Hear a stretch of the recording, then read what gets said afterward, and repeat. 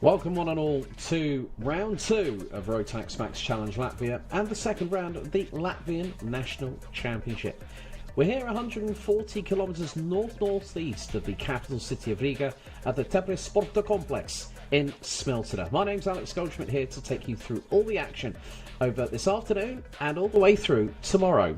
Of course, we had a very, very exciting season opener a few weeks ago at Jelgava, but now the tight, twisty and very, very heavily confined 1060 metre clockwise circuit will provide a stern test. In action this weekend we have all 6 of the mainstays of the ROTAX family, from Micro right the way up to DD2 Masters. We also welcome back into the fold Tillotson T4 Latvia, and also with that we'll have Retro M125 and CZ125 this weekend. And of course you can see the football pitch in the background coupled with an athletics track, so it is truly a sporting complex here in Smiltene. Of course, very much the case that we will have the very best from not just Latvia but also from the Baltic region, from Estonia and also Lithuania, amongst within that maybe a few more surprises in the mix. Of course, the circuit here has been very much cased in sunshine, but here is the forecast. Well, it's going to be very, very windy, around about 19.4 kilometres an hour, which is very, very windy indeed, so the drivers will have to deal with some crosswinds and some buffeting. We are broadcasting live via the official ROTAX MAX Latvia Facebook page and also on the official YouTube channel. So if you are about and you are watching from wherever you may be in the world, welcome along and thank you so much for joining us. Don't forget to like, share, and if you are watching on YouTube, please don't forget to subscribe. It's one little click for you guys and girls, but for us it means so much more. We're live streaming all the way through this 2024 championship season, right towards the latter part of September this year. And also we'll be hosting the third and final round of the Nordic Challenge a little bit later on, which will be taking place on the I think it's in the mid part of August. So we'll have 2 successive rounds of ROTAX MAX Challenge Latvia at the ROTAX Novas at the 333 Baltic Sporting Complex, and then we will have 2 final rounds, which also will help to conclude our well, not just the Latvian Challenge but also the Lithuanian Challenge whilst we're at it. So looking at the calendar this year, of course Kandava was the opening round of the season. My apologies for getting it wrong a little bit earlier on, but that was on the 24th and the 25th of May. We're here at Smiltene today on the 21st of June and also tomorrow the 22nd. Then we head to 333 Baltic Circuit in ROTAX Novas on the 9th and 10th of August, and then we'll also be hosting round 3 and the third and final round of the ROTAX Nordic Challenge, along with round 4 of the ROTAX MAX Challenge Lithuania Championship. Then Jelgava will host the penultimate round for all championships this season, 13th to the 14th of September, and then Madwana will host the season finale on the 20th and the 21st of September, and that will crown our respective champions in the Latvian Challenge. Also, with that, the 5th and final round of the respective Latvian Karting Championships. It's a real pleasure to be along with you. Of course, I'm not at the circuit. I'm currently commentating from my locality here in the United Kingdom. But a big thank you to Edgar's and the team at No Limits, who are our live stream partners for the entirety of this season. Will bring you every single part of the racing action, no matter where you are watching, no matter whether you're on a smartphone, a laptop, a personal computer, maybe even a tablet if you've got one to hand.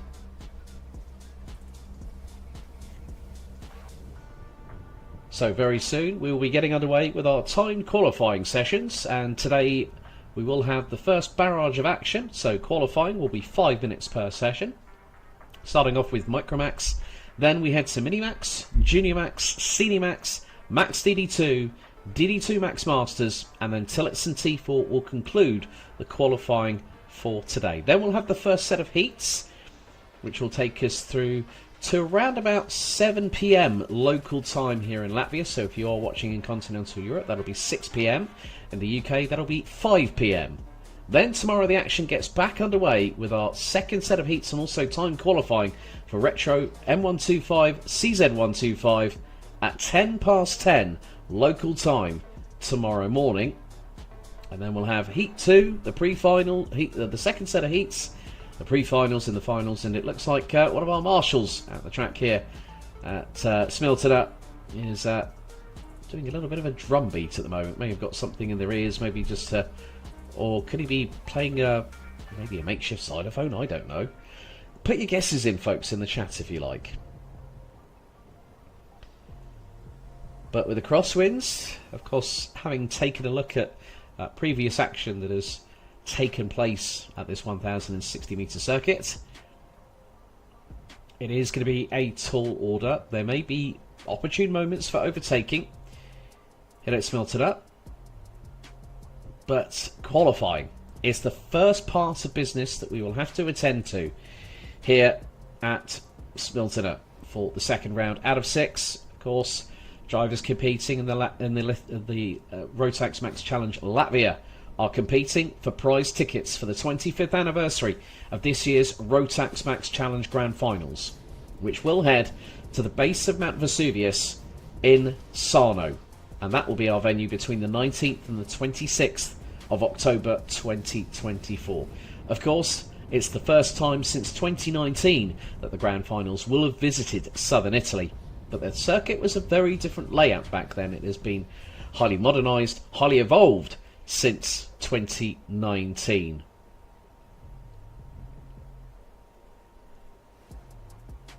So there you see our Micromax drivers ready to go out onto the circuit here at Smiltene. The youngest drivers out of all the ROTAX racing family. And we do have 2 tiers. We do have the normal Micromax competitors, but then we also have those that have just joined up and have effectively become part of the amateur classification.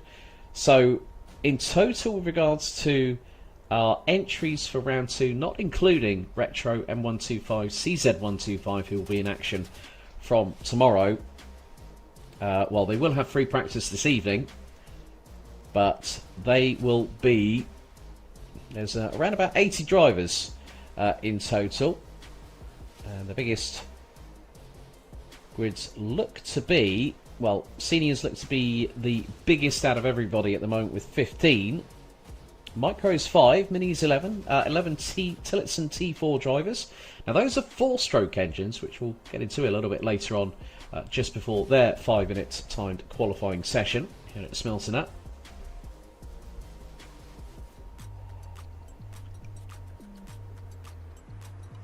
So if you are watching, I see quite a few of you watching on the YouTube channel, quite a few of you watching on the YouTube on the Facebook stream. Show your support for who you're cheering for this weekend, and make sure you get a mention during the live stream broadcast. Also, with regards to the heats, just to give you all a little bit of a understanding, the first heat will be for that will be basically set by qualifying. And then from there, the minis, the micros and minis will go around this circuit for 6 minutes plus an additional lap. Juniors, seniors, DD2, DD2 Masters.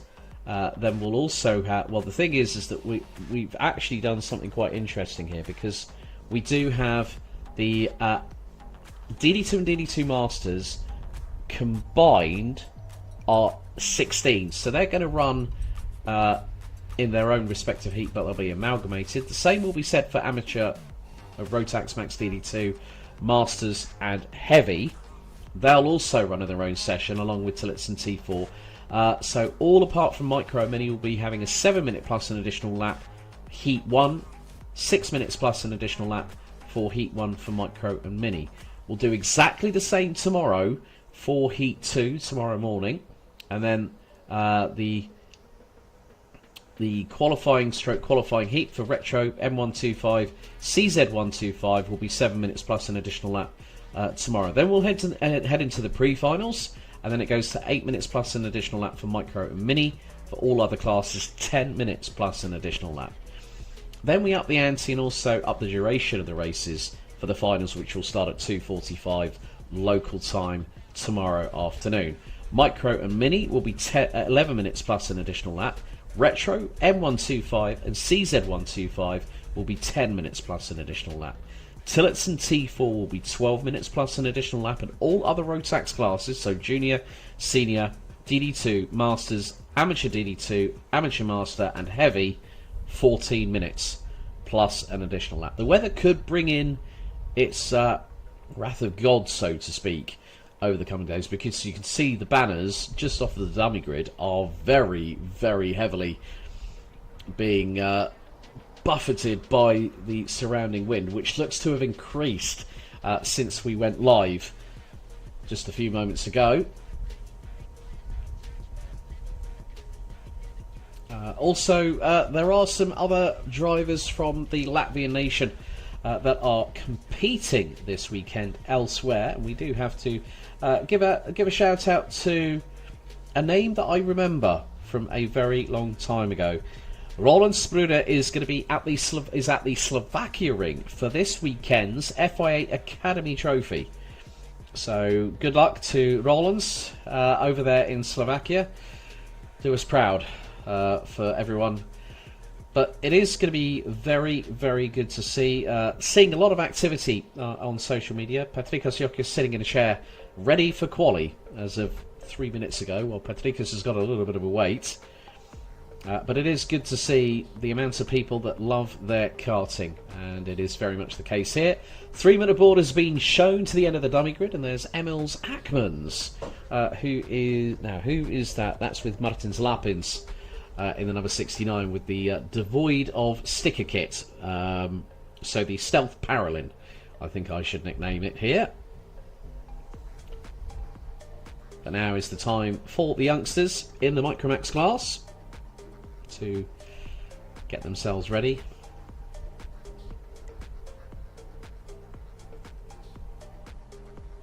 So it will be a 5-minute time qualifying session, and everyone must be out there on the track very, very early. Good to see Maria Tioni, Adrian's Tion's mum. I know who you're cheering for. Thank you so much for jumping in the chat there, Maria. I wish I was there at the circuit, folks, but I've got a very, very busy schedule ahead this weekend. But you know what? I can't miss this championship. It's a real privilege as well. And a big thanks to Yanis Karajuks, the man who managed to get me over to the Baltic region and also to this lovely part of the world, and to have the opportunity to meet you friends within the ROTAX racing family as everything's all being set up and ready. We've got the medical crew on standby, one of the cameramen from No Limits just off of the start-finish straight. So it is going to be a technical challenge. Momentum's going to be crucial around this circuit.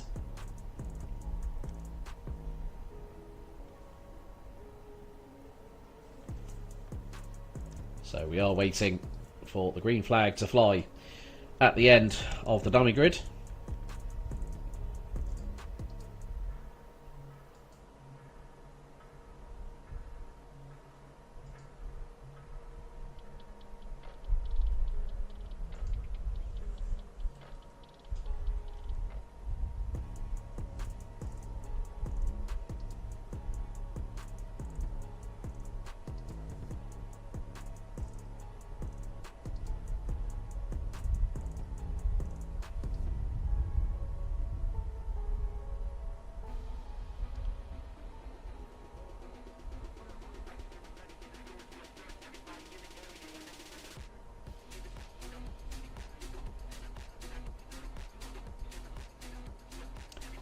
So the Micromax drivers are getting into... Well, they're trying to block each other off here before the green flag flies, thanks to the dummy grid marshal, which should be very, very shortly. The timer is counting down, and the wait is finally over. Green flag flies off of the dummy grid as 4 of the 5 Micromax drivers head out onto the circuit here at Smelter. So we're going to get an understanding very quickly how these drivers will be able to master this 1060 metre clockwise circuit. Of course, one of the things around the back part of the circuit that I do actually like is the fact that the back straight is more like a parabolica style sort of corner, but you can still accelerate whilst you're going through there. So we will wait with bated breath as to when we have the first couple of lap times in, and that'll give us an indication of how the racing will proceed over the course of the next day and a half here at Smelter. You've got to be very, very careful. The grass is very, very tight towards the apexes. But we are still waiting for the first few lap times to come in. Of course, they're probably going to have maybe 2 or 3 laps at a push. And there you see the revised graphics back again for this season. You look for 2024. And the ROTAX Raw returns to Smelter in earnest.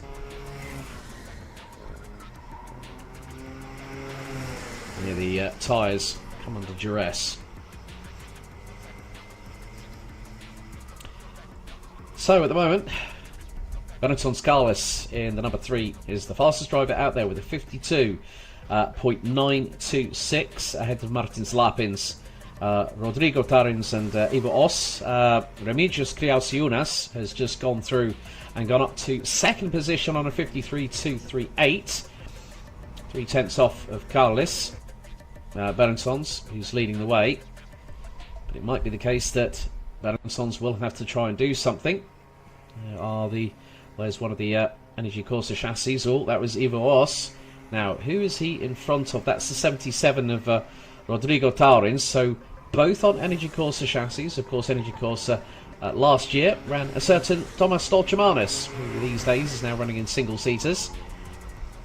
And another improvement from Carlis Benetton's 52.459, and we are coming up to halfway in this qualifying session. Of course, the grid will decide what happens, but these two getting incredibly close to one another, and that's not what you want to do during time qualifying. This is not, and I repeat this is not a race. This is put your best foot forward and see how quick you can go around this circuit.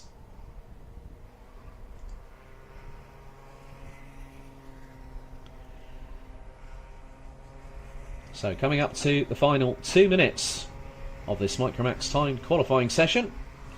Carlis Benetton's leading the way by nearly 0.4 of a second ahead of Martins Lapins. And Rodrigo Taurins is ahead of Ivo Os, but that was until Os just went quicker by next to nothing. 54.052 plays 54.094. So again, just seeing the opportunities that can present itself with regards to where you can position the karts on the circuit are very, very clear to see. It's a track where you're not really given a real sort of respite, if you will. You're constantly turning a corner. You're either modulating the brake, you're modulating the throttle.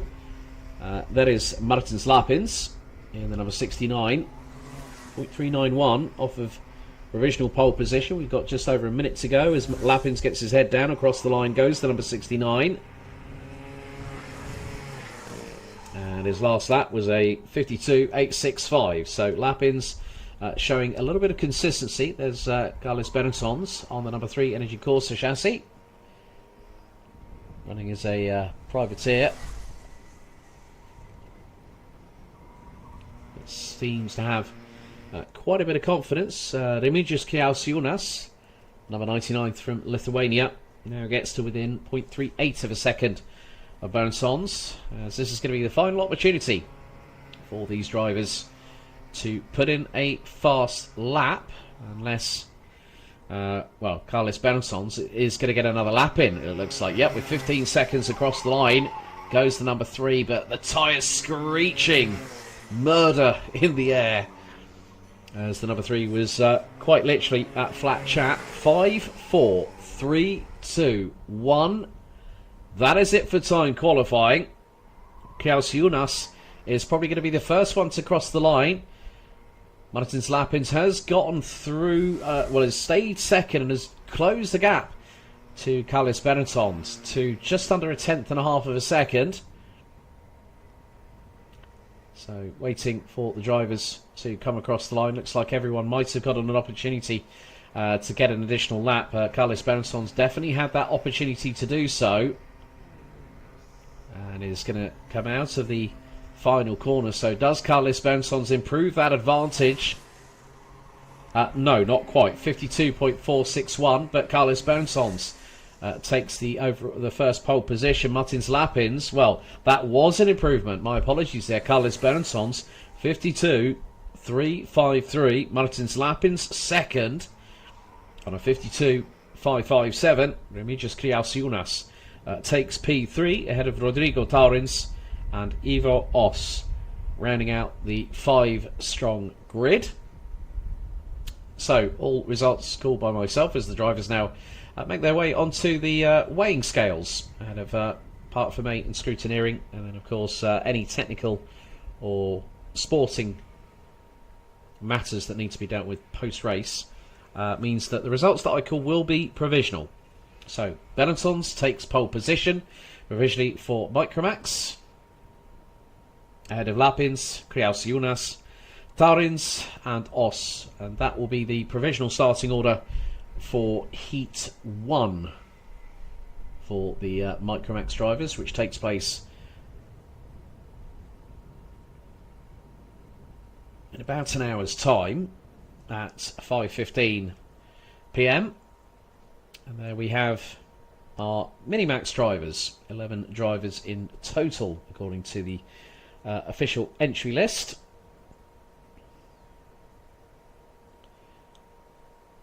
So we do have representation from Latvia, Lithuania and Latvia, also combined with the United Kingdom. Jack Collinson back in the fold with MRG Racing. We've also got a few of the usual drivers that have been in this championship for a couple of years and have also been with us as well. They're just as eager. Oh well, I think they cleared. Yeah, they basically said to him, right, get yourselves ready. So 11 Minimax drivers in this particular class. Great to see these youngsters very, very hungry to get out there and go out for timed qualifying here at Smiltona. Green flag waves, and well, it's like a traffic jam on the M25 on a Friday afternoon. And it is Friday afternoon here in the UK, but it's only it's only 2:15. But the timer starts counting down for Minimax qualifying.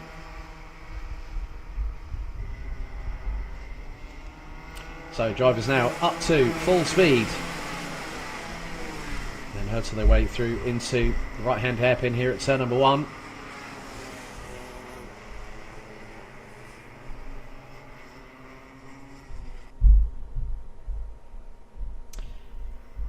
So Patrikos Iokius in the 125 from GS Racing Club is the first one out there, followed by Alex Menezes, Marco Plinta, Jack Collinson, Rodrigo Karkas, Mikko Grantins, Juris Pluksna, Dominic Dargis, Mark Skoronovs, Keita Spike and Martin Streiber, rounding out the 11-strong grid here this weekend. 140 kilometres north-northeast of Riga here in Smiltona. So very shortly we'll get the first couple of lap times coming in. Patrikos Iokius crosses the line and we wait for the first lap times to come in. And Jack Collinson is now the first one to really put a benchmark down. 50.268, half a tenth ahead of both the pair of Alex Menezes and Patrikos Iokius. Marco Plinta rounds out the top 4 ahead of Mikko Glantins. Then Juris Bloksna, Rodrigo Karkas, Martin Streiber, Dominic Dargis, Mark Skononovs and Keita Spike. rounding out the 11 strong. Top 9 covered by just over 0.8 of a second. This is going to be a very, very closely and hotly contested qualifying session. As there is Jack Collinson trying to make a move on Marco Plinter, maybe to get a bit of track real estate here. And now looks to the inside out of the final corner. Well, maybe that might have hindered Collinson a little bit as they come across the line to complete their lap. Patrikos Jokis, first driver to dive underneath 50 seconds, 49.974 from the 125 from Lithuania. Jack Collinson and Rodrigo Kakas covered by just over 0.175 of a second. That's your top 3 ahead of Menezes, Gransins. They complete the top 5 covered by just under 2.5 of a second. Then Juris Pluxner, Martin Strebe mean the top 7 are covered by just under 0.28. And there is Patrikos Jokius, whose livery has evolved over the course of the past few weeks and months. A very bright green Nassau panel on the 125 with Lithuania split over both side pods. Nice little touch there. However, in the meantime, Rodrigo Kakas goes quicker. So does Jack Collinson, but Kakas nips it in the bud in front of the 191, based out of the north of the United Kingdom. Also, we have to say good luck to Gustav Usakovs, who's going to be running with Hunter Motorsport at Warden Law for this weekend's adventure in the northeast, in the Republic of Tyne Weir, no less. At Warden Law, Karting Northeast. He'll be running with the Hunter Motorsport crew. But 37 thousandths covering the top 3 at this late stage in qualifying. So whoever gets the best lap on the final push for the checkered flag is going to be on pole. And it's a close one. Top 8 covered by 0.4. And now they're starting battling away before we've even gotten racing. No change at the top 3. Marco Plinter has improved up to 4th place. Alex Menezes rounds out the top 5. Here's the 153 of Rodrigo Kakas, the leader in terms of this side of qualifying. But it is going to be nip and tuck, because these drivers are coming down to the final push. They've got 30 seconds to cross that line, and then they've got one more lap to put it all on there. So Jokis is going to get a lap in. Collinson's going to get another lap in. So is Kakas. And there you see, the big thing is Jack Collinson is leading that train. Now that might put him at a little bit of a disadvantage in terms of Jokis, who's behind him in terms of best pace. And I'm looking at the best lap times. Okay, 49.937 Rodrigo Kakas, 49.947 Jack Collinson, 49.974 Patrikos Jokis, all under 50 seconds. Checker flag is going to be out this time.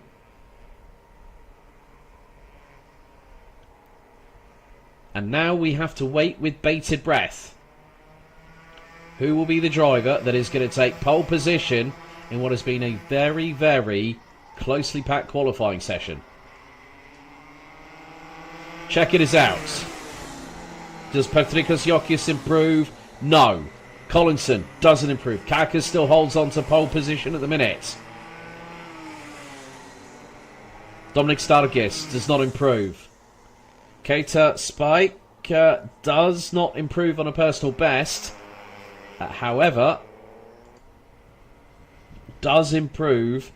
Well, top 9 covered by 9.5 of a second, and your provisional pole sitter for Heat 1 is Rodrigo Kakas in the 153. Jack Collinson, 1/100th off of his maiden pole in Latvia. That would have been a story to take home to the rest of the family. Patrikos Jokis, P3 ahead of Marco Plinter, Alex Menezes, Mikkel Grantins, Juris Pluxner, Martin Strebe, Dominic Stargis, Mark Skononovs and Keita Spike. That rounds out qualifying for Minimax provisionally. Next up, we'll have our junior drivers.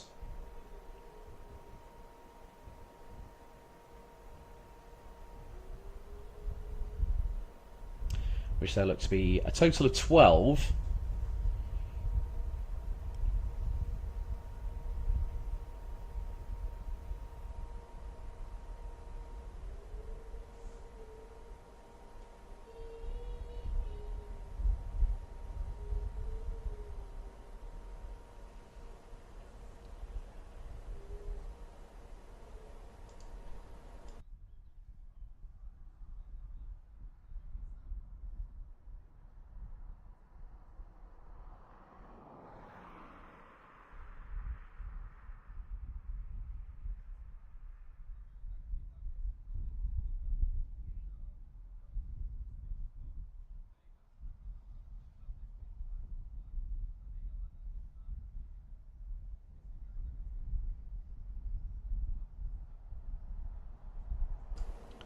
So the start engines board has been shown to the field, and at the front of that is the 238 Tom Streller from SM Racing. Normally runs in continental Europe with DHR. We also got Fernando Pemre from Estonia, amongst other. In the middle of all of that, I see Elisa Stolchamane in the 235, running with the RM Latvia crew, the younger sister of Tomas Stolchamanes, also at the back end of the field.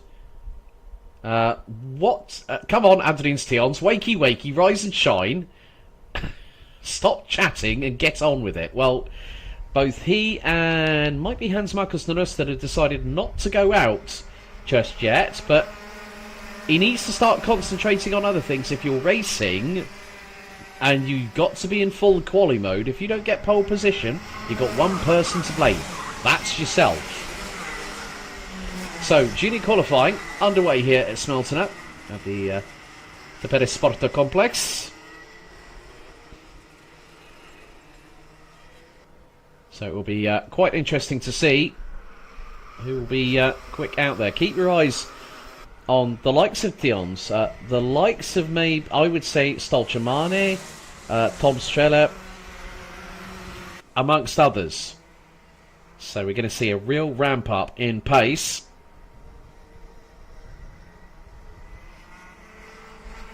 And Streller having a little bit of a comfortable gap between himself and the rest of the opposition as he makes his way out of the final corner here at Smeltene. Across the line goes the 238.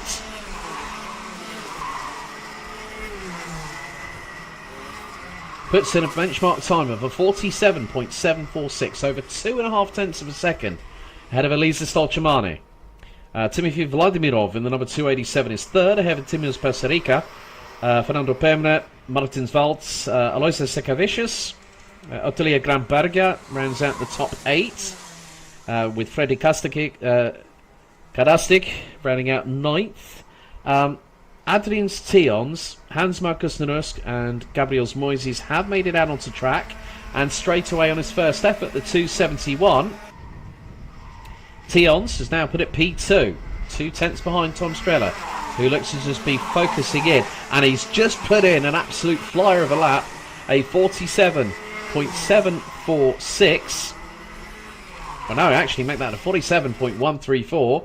Fernando Pemre also ramps up the pace. The youngster from Estonia in the 277 gets to within 0.76. Vladimirov, Stolchamane and Peserica round at the top 5, covered by just over half a second. Sekavicius, Tions, Moises, Valts, Narusk, Gramberger, Kadastik round out the 12 strong. Top 10 covered by a second, but Streller is continuing to push the envelope, adjust the radiator flap on the right hand side of the 238. And what is the lap time going to be? Well, it's getting closer and closer still between these drivers.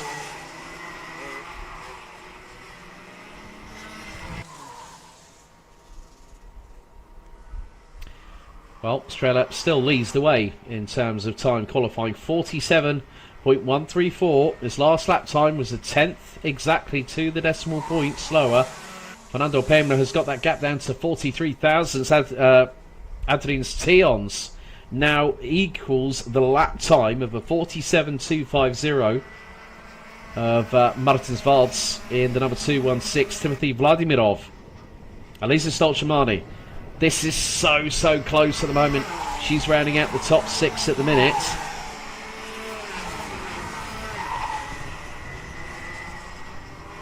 And they're covered by just over 0.28. Top 10 covered by 4.5 tenths. This is another qualifying session that is going to go down to the wire.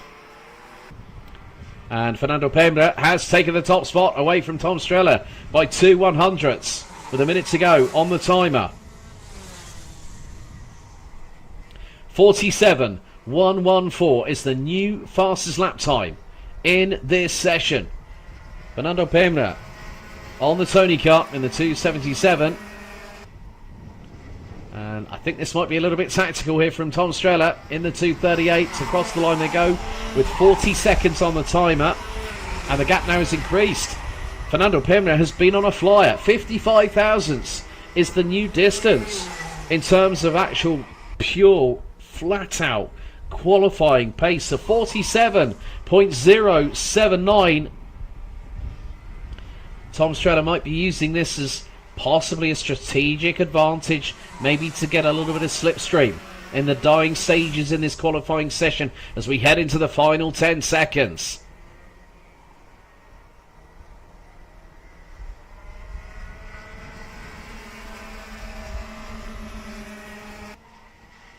So check it out this time. Fernando Prema will be the first one to cross the line. Does Tom Strella take back pole position? No, he did not. No, Tom Strella did not. So Fernando Prema takes pole position in the first race, the first pole position in the second race weekend of the season. 47.079. Tom Strella takes second. Martins Valts takes third on behest of the fact he set a 47.250 before Adrian's Tions did. Tions takes fourth ahead of Vladimirov with Stolchamane, rounding out the top six, covered by less than 3.5 tenths of a second. You can see the gaps from first to 10th being well, apart from between Martins Valts, Adrian's Tions and Tom Strella, no gap was more than 1/10 of a second, apart from there. There you see the rest of the results. So Hans Markus Naruskin, 6th ahead of Elisa Stolchamane, Aloysius Sekevicius, Gabriel Moises, Timus Paserica, Ottilia Gramberger, and Freddy Kadastik, rounding out the 12 strong, all finishing their laps within 1.8 seconds. Next up, well, we've got our biggest grid. For a single class here this weekend. Next up, we've got our senior ROTAX drivers. So, just to, I'll give you an update on some of the confirmed results. That Gales Berensons has officially been confirmed as the pole sitter for Micromax from earlier on today, ahead of Martin Salapins, Remigius Kriausiunas, Rodrigo Taurins, and Ivo Os, rounding out the 5 strong. No penalties given in that session.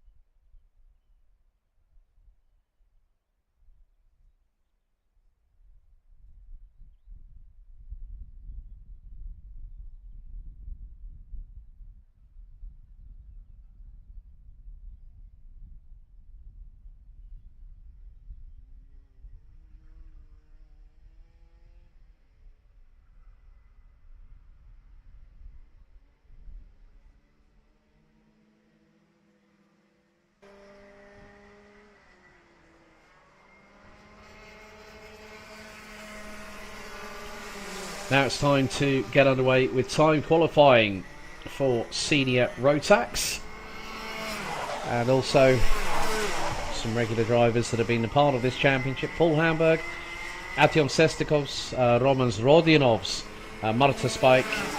Also good to see Kate Robiseva back out on circuit, along with the likes of Oskar Savitsky, Ilya Sheremetha, amongst others, Bruno Perre, Carlos Kirikovs, Donis Johannes Dominguez, amongst others. So again, we're going to see a very, very closely packed qualifying session. But Kate Robiseva in the 3.50 has got the track pretty much, majority of it, to herself at the moment. But some drivers opting to stay a little bit behind in terms of the dummy grid. So the biggest problem is that one of the disadvantages about going out first is that you may be finding yourself having to get past people who have decided to leave it until the last minute to head out onto the circuit. Oliver Kerg now gets the fastest lap of the qualifying session so far, as it was a bit close there.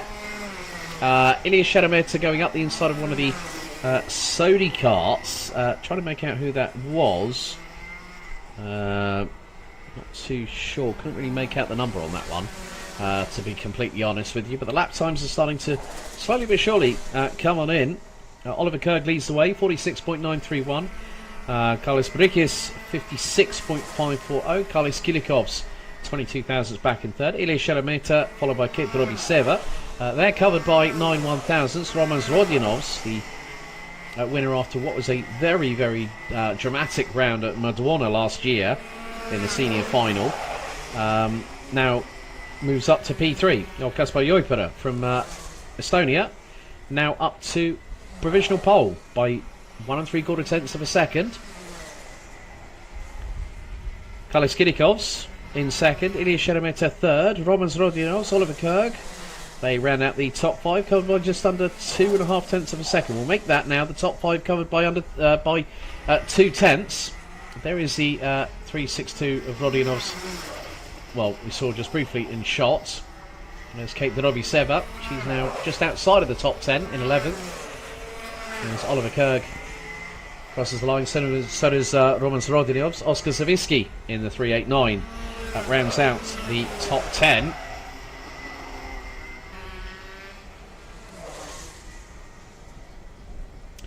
And, well, top 13 covered by 0.44 of a second, which sees the 3.66 Marta Spike in that position.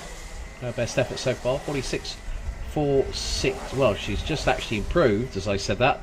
46.461. She needs to find someone to latch onto the back of and use as the proverbial Trojan horse, so to speak, to pull her along in terms of having a slipstream.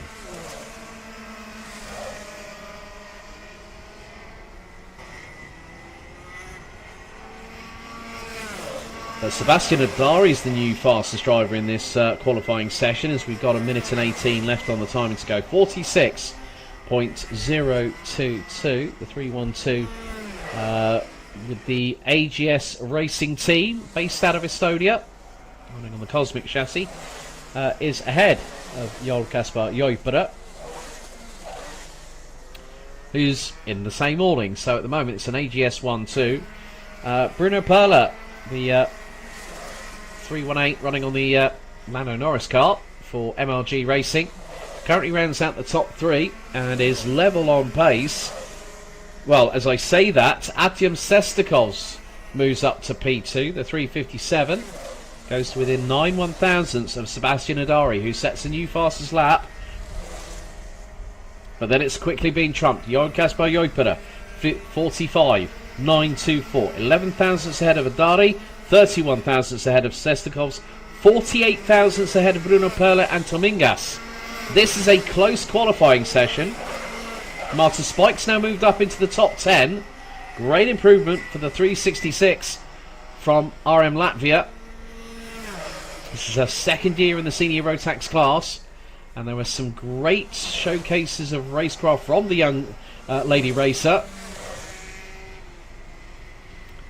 And now it's changed again. 6 1,000ths covering the top 3. I cannot believe that. Sebastian Adari, 45.918, 45.921. It's an Estonian top 3 lockout. It could be an Estonian top 3 lockout if someone else doesn't have anything to say about it. Adari put in a 45.918. Marta Spike, did she improve from what was 10th, now 12th? No. But on the line, let's see who's the last one coming across the line. That was Kate Drobiseva. We've got another driver still to come across the line. Well, it could have been one of the closest in RMC Latvia history. Reference the lap times in that qualifying session, but your provisional pole sitter for senior Rotax, Tonis Johannes Tomingas, by 52 thousandths of a second ahead of Sebastian Adari. Joel Kaspar Joipera making it an Estonian top 3 lockout on that qualifying session. Incredible. 58 thousandths. And you look how close from 1st to 13th. Under 4 tenths. Artyom Sestikovs, Bruno Perle, Ilya Sheremeta, Oliver Kerr, Kalis Kirikovs, Kate Drobiseva, and Kalis Brikis round out the top 10. Oskar Savitsky and Marta Spike. That will be row 6 on the grid, ahead of Roman Zrodionovs, with Rikards Riksins and Teperis Krastins rounding out the 15 strong. Well, if that's a precursor of what the racing's going to be like for senior ROTAX, I hate to think what's going to be happening next. Well, and speaking of what's happening next, there are our DD2 and DD2 Masters drivers. So, just had clarification, following on from timed qualifying for Minimax. Rodrigo Kakas, by 1/100th of a second, took pole position in a Minimax, ahead of Jack Collinson, with Patrikos Iokios rounding out the top 3. Top 8 in that session covered by 0.309 seconds. But then what we've just seen with regards to that. Also, just to fully confirm, reference qualifying, it does set the grids for both heats 1 and 2.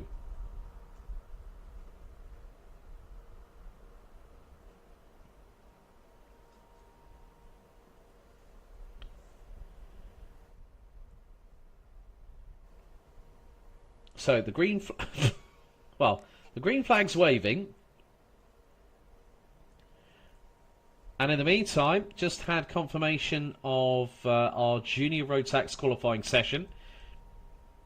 We have got 2 drivers heading out on circuit, Martins Rollis and Rikards Kalnseems being one of the first set of drivers heading out to the circuit, but now the floodgates have started to proverbially open. So DD2 and DD2 Masters qualifying underway now, under 4.5 minutes to go. Fernando Pemre, by 55 thousandths of a second, officially took pole position for qualifying and will be on pole for heats 1 and 2 for junior ROTAX.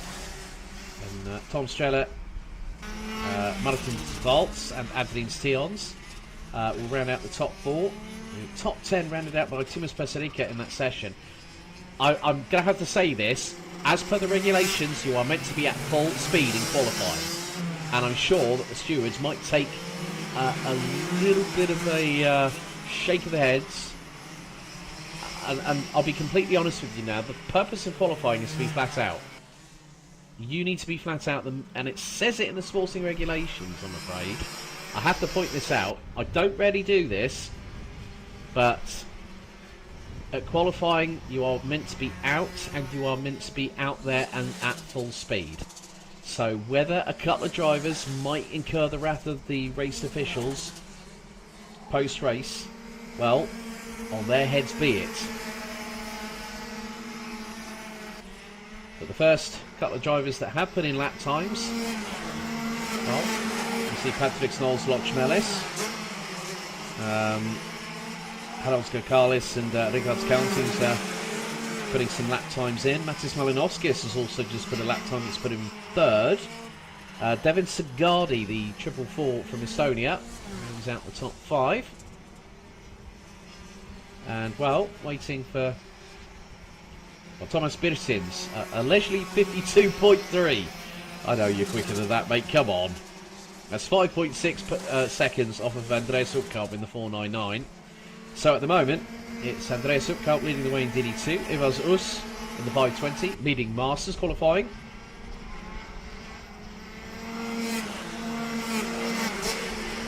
So, Patrick Knowles Lochmelis goes quickest, 45.794, 28 thousandths ahead of Devin Sigardi, with Matis Malinovskis and Andreas Upkalp rounding out the top 4.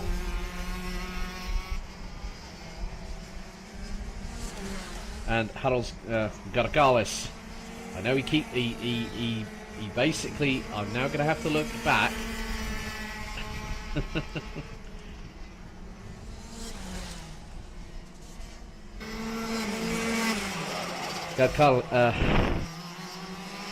Garkaklis is hopefully the right pronunciation. I'll try and keep on getting that as well as I can. But it is going to be the case that Devin Sigardi at the moment is leading the way. He's 61 thousandths quicker than Loch Melis. Birstin's now third. Malinovskis. Upgarp and Mikkelsons round out the top 6. Garkaklis leading the way in Masters, and the closest one to him is about 67 thousandths away in terms of lap time. That's the veteran Estonian, Pritsai, in the 5.19, he's 9th. Rikards Kalnsims, Jerusalaitis, Martin Soloris, and Ivars Us round out the 13 total drivers.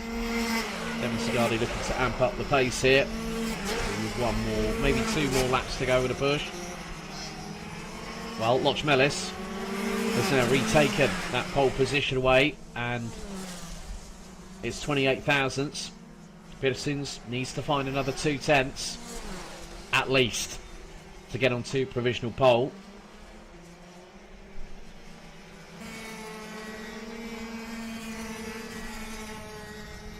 That is easier said than done. 20 seconds on the timer remains, and Patrick Snolls, Loch Melis looking to secure pole position.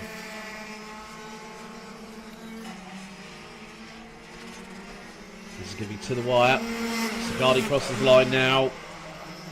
Loch Melis is going to be close. Check-in is going to be out this time. Time has hit 0.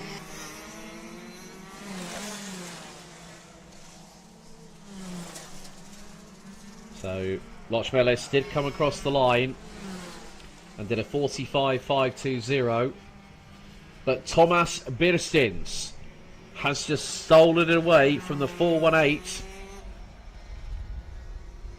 by 12 thousandths. Loch Melis, well, Thomas Birstins, the 4.11, will be on provisional pole for the races for heats 1 and 2. One today, one tomorrow. Nips it in the bud by 12 one-thousandths of a second. There's Thomas Birstins ahead of Patrick Snolls, Loch Melis. Devin Sigardi, top 3, covered by 4 100ths of a second after that 5-minute qualifying session. Matis Malinovskis, Andres Upkarp, Elmars Mikkelsons, Harolds Garkaklis rounds out the top 7 and also takes pole in DD2 Masters. Ahead of Martin Janovskis, Pritsai, Rikards Kaun seems 10th ahead of Juris Alaitis, Martin Soloris and Ivars Us. Well, if people are wondering where Henrich Gruber is these days, well, he's very much in doing another project at the moment, so I don't know how much racing we're going to see from Gruber this year, if at all. But, well, whoever ends up taking the crown may have a very, very good opportunity of working very, very hard for it. We've got 2 more qualifying sessions to go before we go to the racing here on the first of 2 days of action. Here, both live on the ROTAX MAX Latvia YouTube channel and also on the ROTAX MAX Latvia Facebook page.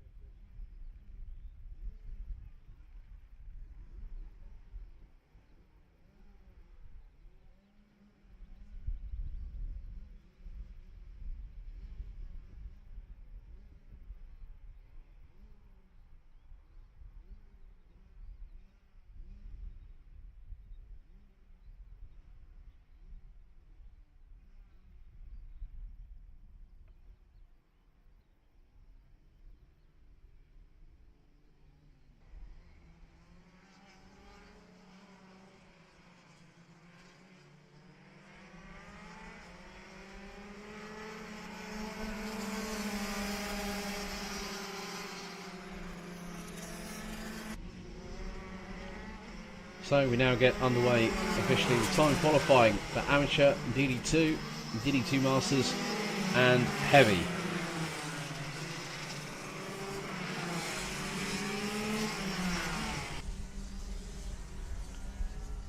So again, we will see quite a few drivers that were very much part and parcel of the Latvian Karting Championship last year. Still remember the big old ding dong a couple of times that we had a few times at Algarve late last year.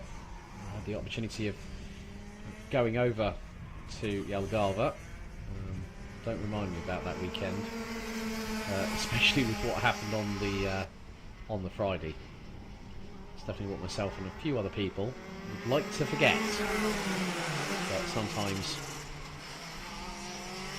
these things do happen. That's racing.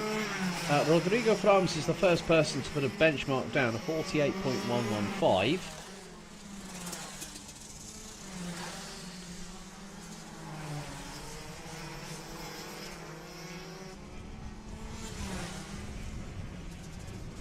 That's ahead of Edmunds Kusevics with Eids Martin Spikis, Marcus Spikis, Edgars Brigis, Kristaps Kaliksons, Dimitris Antunovics and Maris Lochmelis rounding out the 9 strong.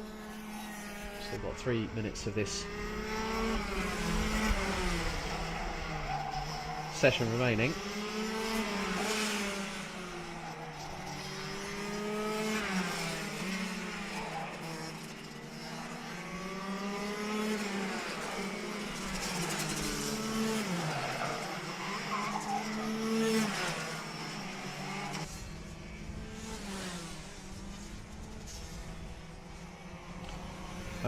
Suzevics has now just gone top the timesheets on a 47.770 ahead of Rodrigo Frams. Marcus Spikis has gone up to P3 on a 48.329. There is Rodrigo Frams with the old school Nassau panel on that barrel art. And then we have what we used to nickname the old hot dog Nassau, which is what we're seeing on the Cosmic chassis just up ahead. That is the 551. Edmunds Suzevics. But Rodrigo Frams is really pushing the pace now. 47.265.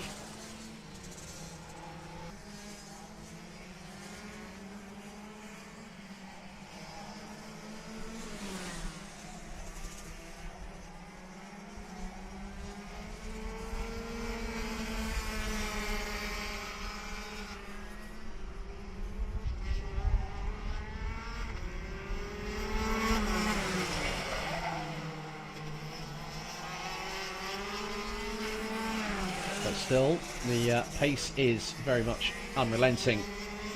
The sun beating down on the circuit here at the Teperis Sporta Complex in Smeltina. And Rodrigo Frams, last time round, did a 47.435. Best effort for the 421 at the moment, 47.265. And he's following in the wheel tracks of the 551 on the Cosmic chassis. Edmund Zuskovics just in front. Eids in the 588 rounds out the top 3 ahead of Kristaps Kaliksons. Marcus Spikis rounds out the top 5, covered by just over a second. These two drivers will at least get one more, well, we'll get one lap in.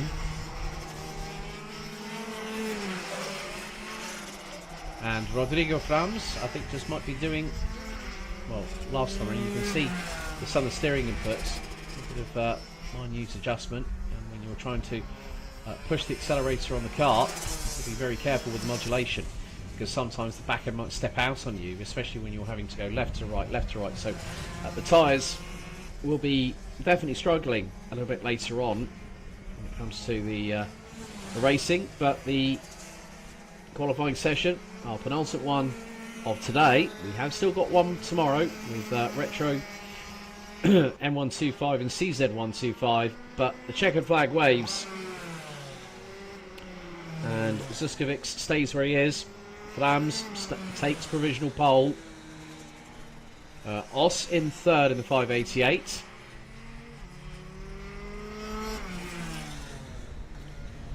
Martin Spikius crosses the line, stays 7th.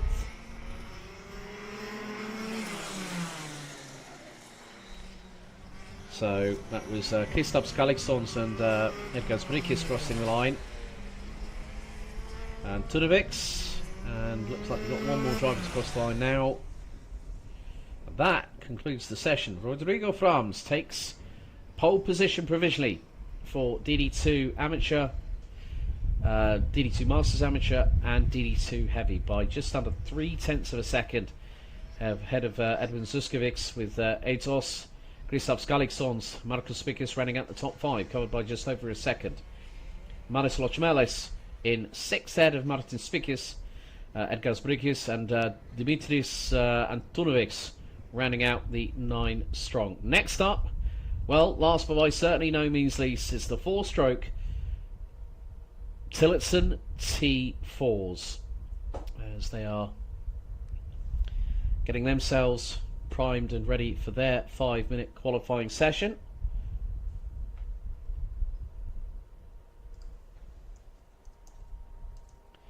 Very much a cost-effective way of getting into karting, and it's a European-style racing chassis, and you have low maintenance engines. Of course, the efforts for our competitors here in Tillotson T4 Latvia are to qualify for the forthcoming Tillotson T4 Nations Cup, which I am trying to remember at the minute. I mean, looking at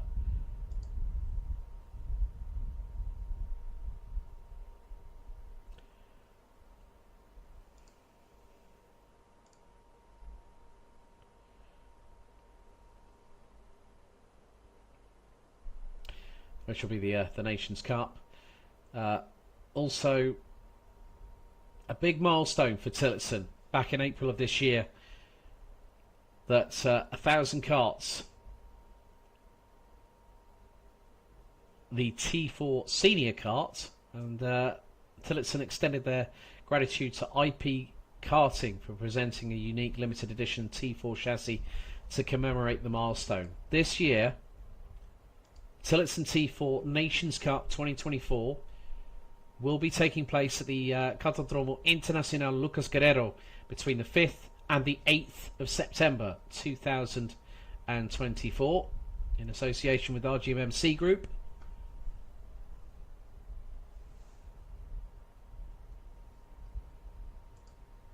So of course, 4-stroke, low maintenance engines, competitive chassis, a distinct rumble you can hear.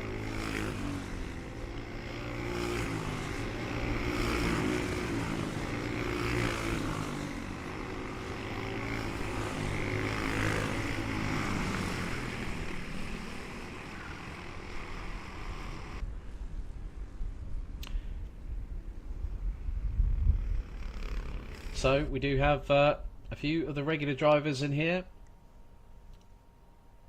Elizabethas Johan Zulce, Davis Salmons, who represented Team Latvia last year in the Nations Cup, having taken the win in the championship at Jelgava late last year.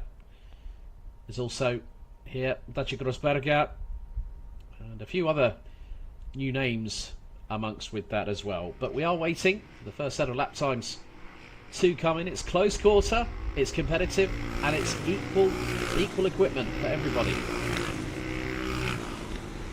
And no surprise, David Salmon straight to the top of the timesheet to the 9:49, 53.110.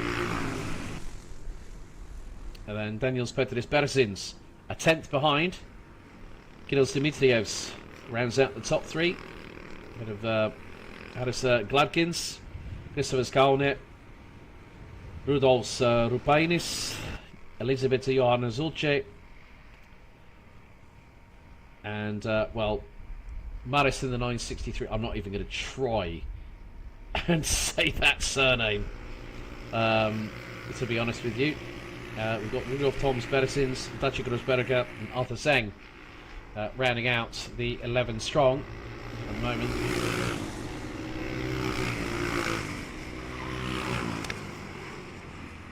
Zamans is leading the way, but Beresins is closing things up.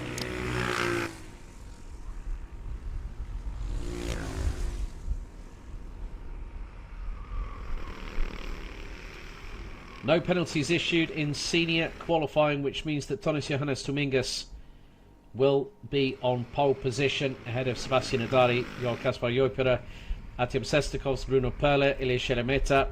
A very, very close qualifying session with the top 13 rounded out by Roman Rodinovs, covered by just under 0.4 of a second as Davis Salmon's pulling to the side. He's got a problem in the 9:49. Oh, and he's slowing to a crawl. He's stopped on the circuit. Davis Salmons, with 2 minutes to go, gets out of the car, and that's his qualifying session over. Oh, he can't believe it. And unassisted, there'll be yellow flags out at that point of the circuit.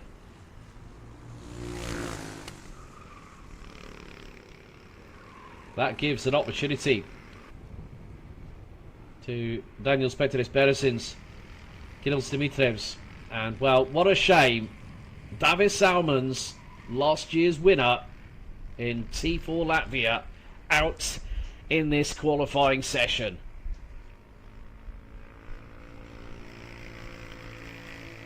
But it is going to be a case of seeing who will be faster than Davis Salmons. It's going to be a tall order, but someone might be able to do it in the next minute, and it's just happened. Christopher Kaune has just taken provisional pole away from Davis Salmons, whose qualifying session ruined by a technical failure. That's by 19 thousandths, and there is Kaune. New race overalls for 2024. Like the look of that. And, well, Daniels Peteris Beresins rounds out the top 3 ahead of Kirill Dimitrievs. Haris Gladkins, Rudolf Stoms Beresins rounds out the top 6. They're covered by 1.5 seconds. Top 5 covered by 0.4. We're coming down to the final 20 seconds of this qualifying session. And it's the penultimate qualifying session of the weekend. Don't forget, we have got another one tomorrow morning. But Christopher Skalnet crosses the line. And, oh, right. Drama for another driver. 9.63. That's Boris Maris. That's just got off and gone hurtling headfirst into the barriers. But lucky enough, the driver is okay and out of the kart unassisted. Christopher Skalnet, however, will be on provisional pole for Tillotson T4, Heat 1 and 2, with a fastest lap of a 51.806. Well, Davis Salmon's efforts did not go fully by the wayside. His best lap of a 51.956, but has put him on the front row in both races. Christopher's kind of running the champion car, running the CCK overalls. Now, I do remember, that there is the Champion Cup kart, rental kart series. Christopher Skalner takes provisional pole position for Tillotson T4 by a 10.5 to the decimal point ahead of Davis Salmons. Daniels Peteris Beresins takes 3rd ahead of Kirill Dimitrievs. Elizabeth Johanna Zulce takes 5th ahead of Haris Gladkins, with Rudolf Stoms Beresins, Rudolf Rupainis, Ores Maris. I'm not going to try and pronounce the surname again, but I'll just say Ores Maris. That's easier for me to pronounce on this particular occasion. Daci Grosberger and Arthur Zeng rounding out the 11 strong. That ends qualifying for today. So what does that mean, folks? Up next, we've got some racing happening. And in just over 6 minutes, we're going to get underway with our first race of round 2 of the ROTAX MAX CHALLENGE Latvia and the Latvian Karting Championship here at Smiltene at the Teperis Sporta Complex very, very shortly.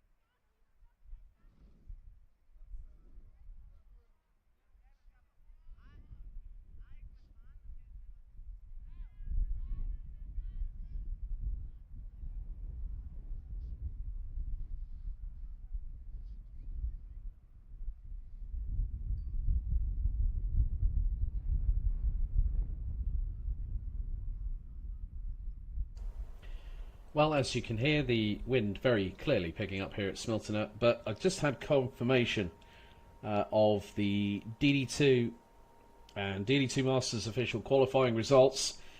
That Tomasz Birstins takes pole position from Patrick Snolz-Lachmelis, making it an all-MRG racing front row for heats 1 and 2.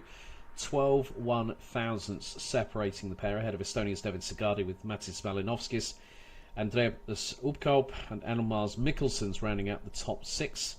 Haralds Garkaklis rounds out the top 7, thereby taking DD2 Masters pole. Martin Janovskis down in 8th, 4.9 tenths off of Birstins when it came to the overall pole position, with Pritsai, Rikards Kalnzims, Jerusalaitis, Martins Rolles and Ivaras Us rounding out the total of 13 drivers in terms of the DD2 and DD2 Masters qualifying.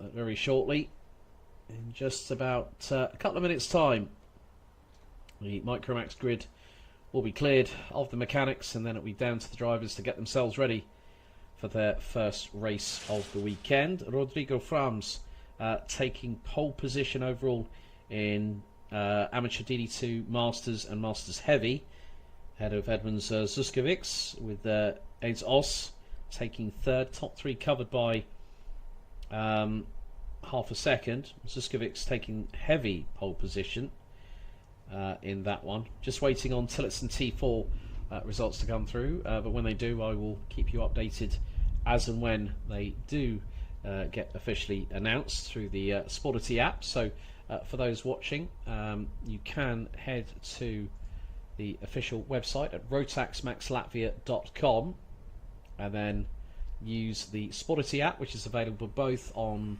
Apple and Android, and use the password 2024 and then in capital letters RML, and that will give you all the information you need to know. Reference the event results of all sessions here for the remainder of the 2024 season.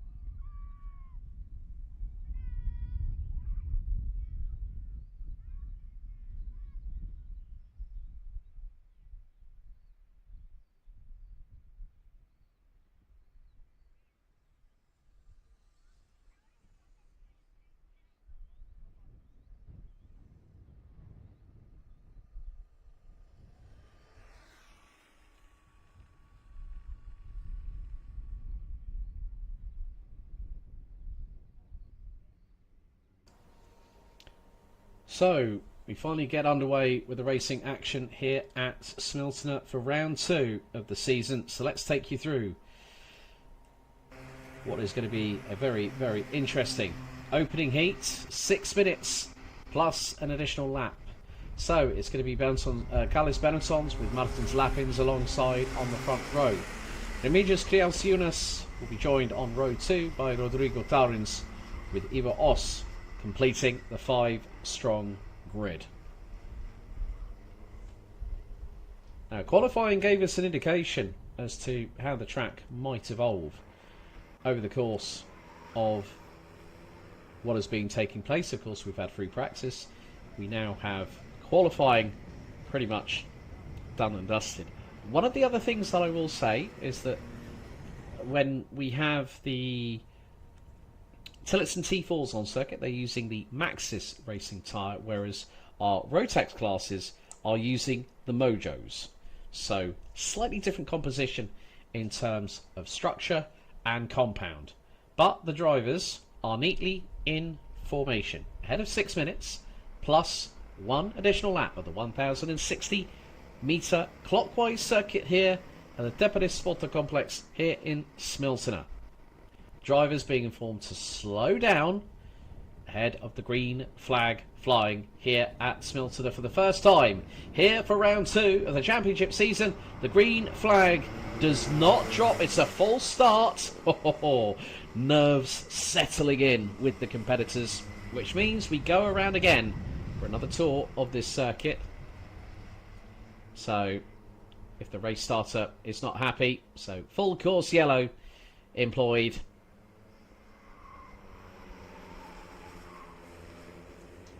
And in the meantime, well, I can confirm that I just had the report in for Tillotson T4. No penalties issued in the qualifying session, so no drivers to be found underweight post-session. Christopher Skano taking pole position ahead of Davis Salmons, who could have gone faster had he not had that technical failure with 2 minutes to go in the session. With Danielis Peteris Beresins, Kirills Dimitrievs and Elizabeth Johan Zulce rounding out the top 5, covered by 4.5 tenths of a second. However, we refocus ourselves on the action that is set to take place for the first of 2 heats for Micromax. They'll start the action tomorrow morning, but they'll have 1 race to get themselves steeled and ready for racing conditions. So, out of the final corner, into the tram lines, green flag drops, and straight away they head into turn 1, into the left-hander here at 2, and 1 driver got the jump on everybody else. Looks like Remigius Kriausiunas is in second ahead of Martins Lapins on the Paralin chassis. But Carlos Benetons got a very, very good start at the beginning of the race. Hopefully it wasn't too much of a good start that it was possibly looked at and maybe as a jump start from the number 3. But the number 3 is leading quite comfortably, as Lapins now trying to go onto the back bumper of Kriausiunas, right in the slipstream as they go through this fast left-hander down the back straight away. Now into the right-hander to lead them back onto the start-finish straight. But after the opening lap, it's Beresons that leads. Kriausiunas second, Lapins in third. Fourth is Taurins with Os in fifth. So the top 3 starting to amount to a little bit of a breakaway here. 1.25 seconds between Martins Lapins and Rodrigo Taurins. So it is going to be the case of a little bit of conservation might be required, but Carlos Benetons seems to have pulled away from Kriausiunas, who's now having to defend ahead of Lapins, and Lapins looking for the inside move. Oh, nearly got it. Did the number 69, but goes for it again up the inside. Beautiful move from Martins Lapins, and now gets a little bit of a headway going through this fast left-hand kink and into the 90 right that brings it back onto the start-finish straight. So lap 2 in the books, and Benetons has a lead. It's nearly 1.2 seconds ahead of Lapins. Kriausiunas trying to give chase. Whilst that's happened, well, Ivo Os in the number 58 is 1.5 seconds behind Rodrigo Taurins in the number 77. So the battles are unrelenting, even with the fact that this is the smallest grid that we have actually got here at Smiltene. But to see the first couple of laps like that, that is a precursor for what we will see over today and also all the way through tomorrow's racing here at Smiltene.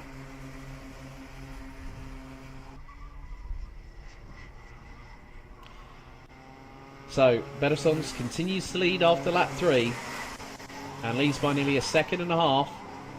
Kriausiunas has got that gap down to 0.4 of a second between himself and Martins Lapins in the number 69. But a great move from the number 69, just really just asserting himself and saying, well, I've got the confidence to do this, so let's roll the dice and give it a go, shall we? And it was just, you know, one attempt, it didn't quite work. Got back into the mix and got back into the groove, and then found himself going like, yep, there's a gap there, I'm going to go for it. And, well, didn't need a second invitation on that front, to be honest with you.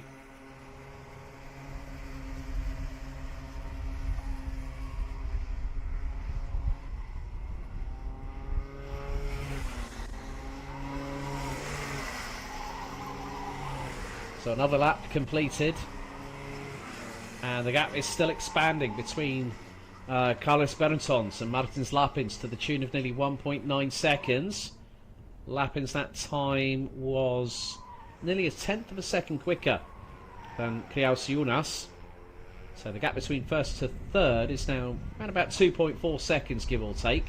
Still got 2 minutes to go, plus an additional lap in this first heat out of 2. And of course the combined scores from the heats will then determine who places where for the pre-finals.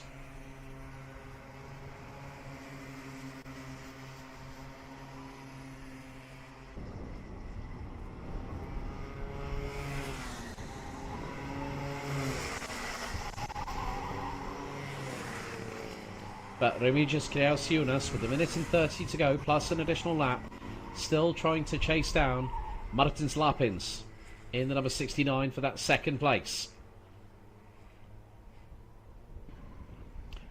The lead now for Carlos Berensons expands to just under 2.2 seconds, and Berensons has also just put in a new fastest lap of the race, 52.054 by the number 3 on the Energy Corsa chassis, and is comfortably just getting on with the job at hand, going, you know what, guys, you want to battle between yourselves, that's fine.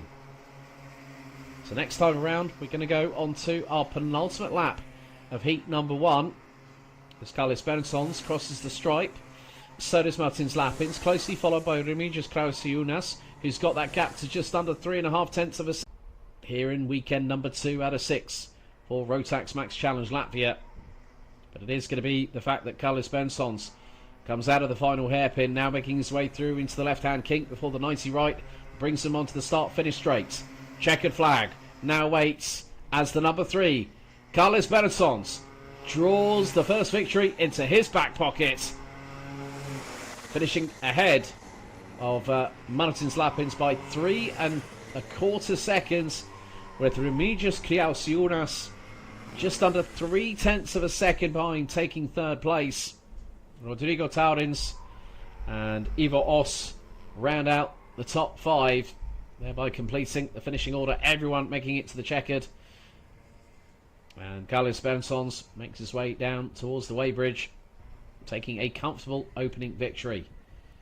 So, there are the end of race results provisionally at this moment in time. Carlos Berensons wins by 3.25 seconds after 8 laps of the 1,056 metre circuit here at Smiltene, with Martins Lapins, Remigius Kriausiunas, Rodrigo Taurins and Ivo Os rounding out the top 5.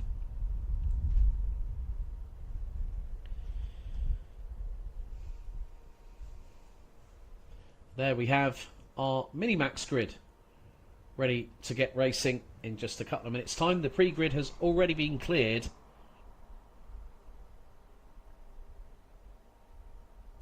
But what a battle in qualifying it was earlier on. It was so close. 1/100th deciding the front row of the grid.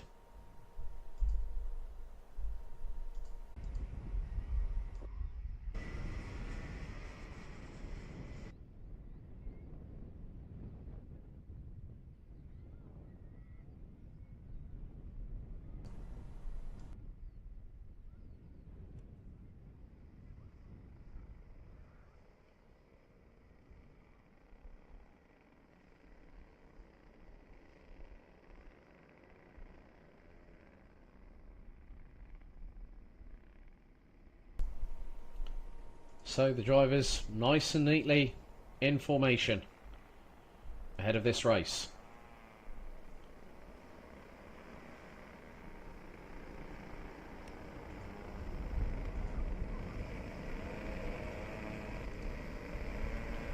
Drivers now making their way through the left-hander before heading into the 90 right that brings them onto the start-finish straight. So Gakkers and Collinson on the front row. Jokius and Plinter just behind. Into the tram lines, revs rise. Green flag, does it drop? Yes, first time. And a great start from Jack Collinson round the outside of Rodrigo Gakkers. As soon as the green flag dropped, he was off like a scalded cat on a hot tin roof. Oh, we got someone spinning backwards at turn 2. That looks to be the, I think that was the 175 of Kenta Spike on the Energy Corsa chassis that was backwards. I did see someone having a little bit of a drama coming out of turn 1. So I went very, very wide. But Jack Collinson has already got an 8 kart length advantage. Rodrigo Gakkers has got Patrikos Jokius up the inside, through for second position. And there is also Alex Menezes trying to get through on the 153. But look at the lead that Jack Collinson has pulled out after the opening lap. It is monumental. As now it is still battling. Gakkers loses out to Menezes. Then is Joris Pluxner just behind. And now the 113 of Martin Streiber trying to pressurise Joris Pluxner. They're nearly side by side, wheel to wheel. Meantime, Alex Menezes is being pressurised, I think, a little bit by Rodrigo Gakkers, who is now in 4th place, having started from pole. Jack Collinson's lead after the opening lap was 7/10 of a second. But Patrikos Jokius will start chasing him down. So will Alex Menezes. So will Rodrigo Gakkers. Joris Pluxner rounds out the top 5 and is the cork in the bottle, so to speak. Well, it's now Marco Plinter ahead of Joris Pluxner. Mikkel Grantins and Martin Streber in that mix as well. So that's a quartet battling away over 4th, 5th, 6th, 7th and 8th. Not too far behind them is Dominic Stargis, who also put in a personal best that time around. But Jack Collinson keeping a very, very heavy right foot down at the minute. And now here comes the move for 3rd. Rodrigo Gakkers up the inside of Alex Menezes. That's a retake of 3rd place through the final right-hand hairpin. Into the final right they go. The gap was 0.66. It's now extended by a 10th between Jack Collinson and Patrikos Jokius. Jokius has just set the new fastest lap of the race. Gakkers now back up to P3, but is still being pressurised by Menezes. Again, just seeing how much momentum you've got to carry through these corners.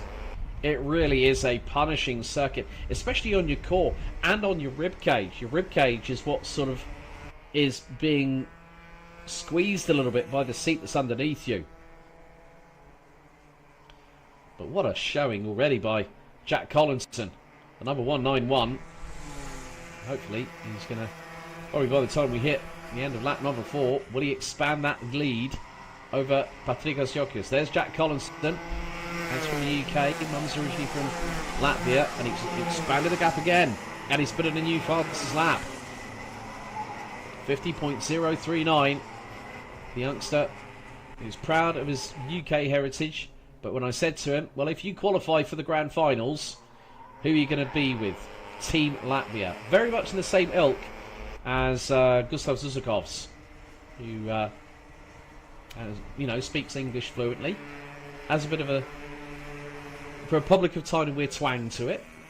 I think Yanis's dad needs to catch up on that front. But look at this battle here. Now this is between the 163 of Juris Kluksna, the 113. Now that is Martin Streber, who's put in a new fastest lap. He's right on the back bumper. He's going to look to send it through the inside of the final corner and gets through on Grantins. And also with that, Juris Kluksna gets through on Grantins at the same time. So Mikkel Grantins drops from 6th to 8th at the drop of a hat. 1 minute and 30 plus an additional lap still to go. This three-way scrap is absolutely mesmerising right about now, because Mikkel Grantins now ahead of Juris Kluksna.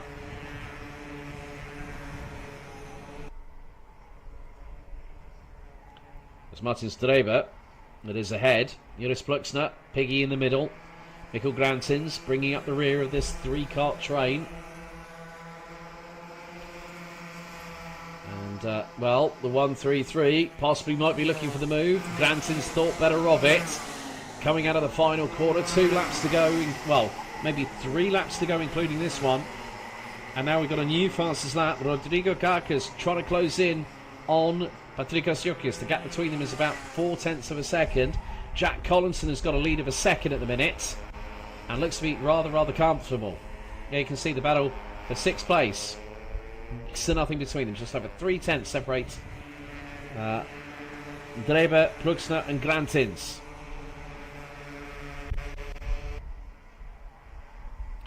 Meantime, Marco Plinta closing in on Alex Menezes. Now this is for 4th place. And Plinta lining up the 126. Will he look to the move? He tried to go to the outside. And to be completely honest, Menezes was quite wise to it. 2 laps to go. And Patrikos Jokic 0.11 quicker than Jack Collinson on that previous lap, but it's not big enough in terms of a detriment to the 191 in terms of his race lead. Timer has expired. Penultimate lap underway. Lap 8 out of 9.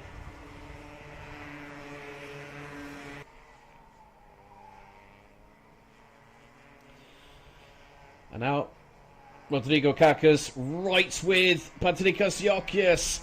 Oh, look at the speed carry from Rodrigo Karkas as we've got 1 more lap to go. Collinson sees the last lap board first. And now Jokic has got to defend. Looks over his right shoulder into the right-hand hairpin here at T1. And then you've got Marco Plinta and Alex Menezes. They're closing in as well in some ways, but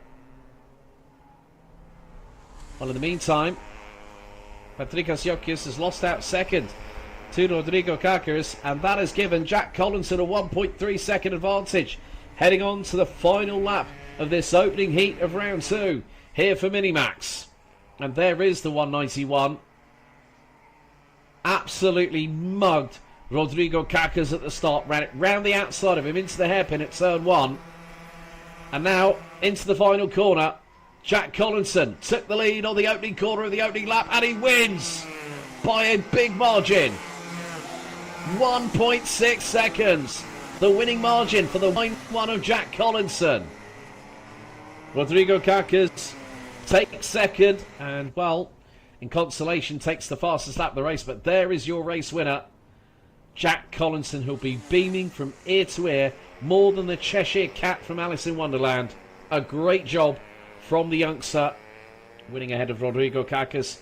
Patrikos Jokic takes P3 ahead of Marco Plinta, Alex Menezes, Martin Streber, Mikkel Grantins, Juris Kluksna, Dominic Stargis, Marcus Kononovs, rounding out the 10 that finished the race. And unfortunately, with 5 laps to go on lap 4, we lost the 175 of Gator Spike, who was backwards into the barriers off of turn 2 at the left-hand hairpin. Next up, we turn our attention to Junior Max.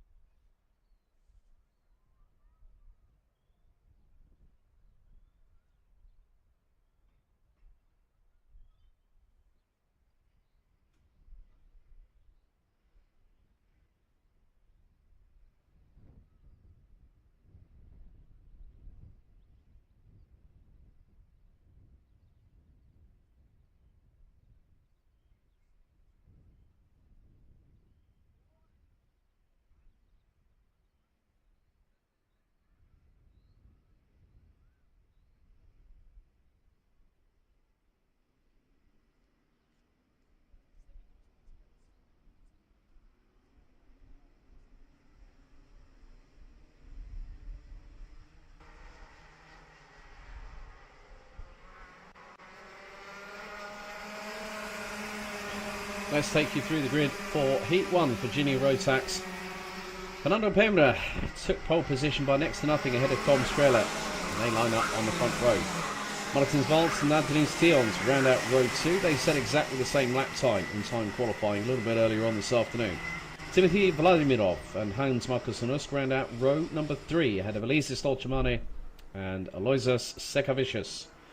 Gabriel Moises, Timus Peserica, Attilia Granberger and Freddy Karastik round out a 6-row, 12-strong grid here at Smiltona. 7 minutes plus an additional lap for this opening heat out of 2. We've already seen Jack Collinson do a number around the outside through into turn 1 on Rodrigo Kakas. The field now starts to get into formation. They've got to get in there very, very quickly. No stragglers at the back end as everyone gets into pretty much position. There is a kart missing. Could be possibly Moises. As into the tram lines we go. Revs rise, green flag drops straight away, and Tom Strela puts the pedal to the metal. Does a textbook repeat of what we saw with Collinson versus Kakas. So that means Payne ends up down in P2 as they come into turn 2, into the right-hander at 3, then the left at 4. And Tom Strela, just like Jack Collinson, has got a big early lead. Elisa Stolchamani now moves up from 7th and is up to P5. As it could be very, very close indeed. But Tom Strela has a big lead over Fernando Pemra. Adrian Stions is currently P3 ahead of the 287. Vladimirov, Stolchamani 5th. So across the line to complete the opening lap, it's Strela, Pemra, Stions, Vladimirov, and it's nearly 3-1 going into turn number 1. And that was the 2-4-1 with a big old send, Timus Peserica. If he managed to make up a position, I think he might have done good enough to possibly 7th, having got past Martins Valls. But Tom Strela, after the opening lap, had a lead of nearly 9/10 of a second. Pemra is being closed in on by Tions, Vladimirov, Stolchamani, Nurusk, et al. So effectively, Pemra could be the cork in the proverbial bottle. As Tions trying to chase him down. The gap between 2nd and 3rd was half a second. Vladimirov is starting to close on in on the Latvian in the 271 from MRG Racing.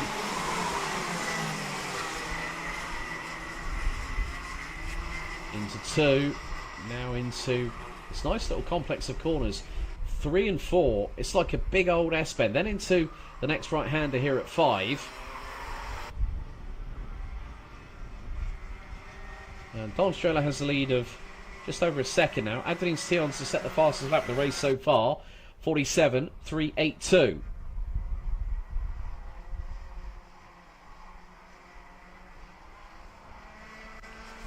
Lisa Stolchamani coming under pressure from Hans Markus Nurusk in the 255. They go through the left-hand kink, now into the right-hander that brings them on to completing another lap. That's lap 3 in the books. Stolchamani on the RM Latvia Sodi entry. Holding on to 5th place, but Nurusk dives up the inside. Through at T1 and takes 5th position from the youngster.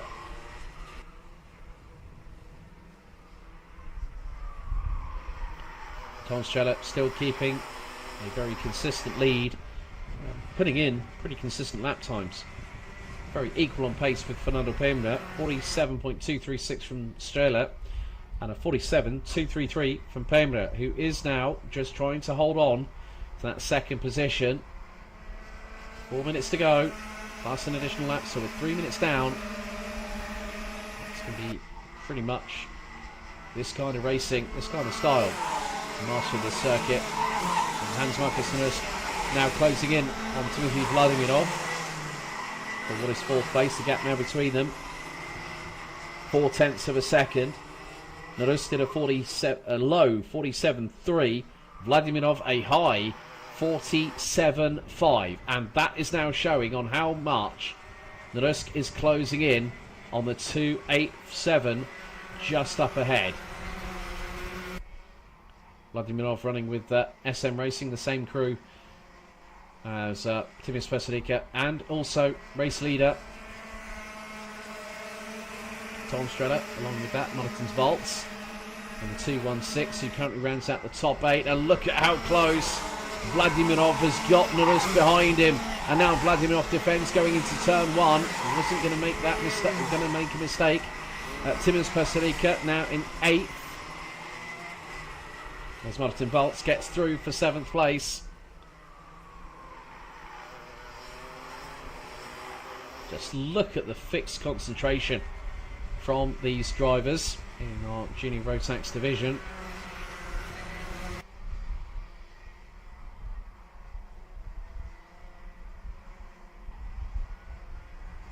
It's not a case of if, it's a case of when.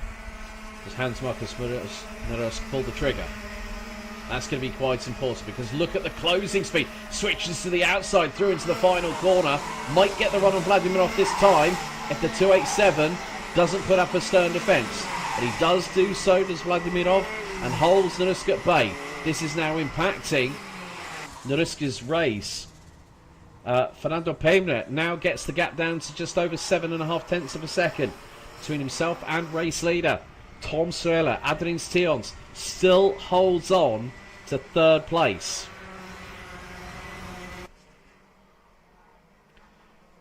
There you see the distance. That was the gap between Vladimirov in 4th and Nurusk in 5th after lap 6. Minute and a half to go. And again, this is where Nurusk catches up, switches to the outside. Oh, touches a wheel on the grass. The left rear kicks up the dust for Hans Markus Nurusk. And again, he's still putting the pressure on Vladimirov. And Vladimirov is just not giving way. He's saying, come on, you've got to do better than that. Try and get past me. It's easier said than done. It's one thing to catch somebody. It's one thing it's something else to pass somebody, in the words of the late great Murray Walker. And Nurusk now has to wait for his opportune moment to get on through. We're on lap 8 with 50 seconds to go. After this, 2 laps remain. And look at Nurusk again, trying the same tactic. Switches to the outside. Vladimirov defends, and this time Nurusk looks up the inside but hits the curbs. Unsettles the 255. I cannot believe this. You have to give Hans Markus Nurusk an A star for effort. An A star for effort for trying to put the pressure on Vladimirov. He may have had the opportunity, if he got past Vladimirov 3 laps ago, then he might have caught, maybe passed Adrian Stions. But that has not happened. 10 seconds to go, plus an additional lap. And Tom Strella still has an 8/10 of a second advantage lead. Well, Hans Markus Nurusk has got to get his head down. Start thinking of how he can put the frighteners and maybe catch out Timothy Vladimirov as we go on to the last lap of the race.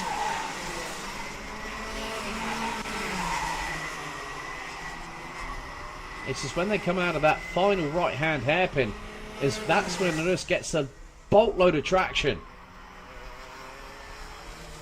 But it hasn't been enough for him to get past Vladimirov in the 287. Meantime, Tom Strella is not that far away from taking the opening heat victory here in juniors this weekend at Smiltene. And there is the 238 based in the suburbs of Marupe. Now through the final corner, Tom Strella wins Heat 1 by a commanding victory ahead of Fernando Pemre. Adrian Stions rounds out the top 3, covered by 1.35 seconds after that race, with Timothy Vladimirov pulling off one of the best defensive masterclasses I've seen, as Hans Markus Nurusk rounds out top 5, but must be frustrated after that one. Tried everything for half the race at the very, very least to get on through. Alisi Stolchamani takes 6th ahead of Martin Zvalts, Teperis Pasarica, Gabriel Moises, Aloisa Sekavicius, Ottilia Gramberger, and Freddie Karastik rounding out the 12 strong, all making it to the checkered.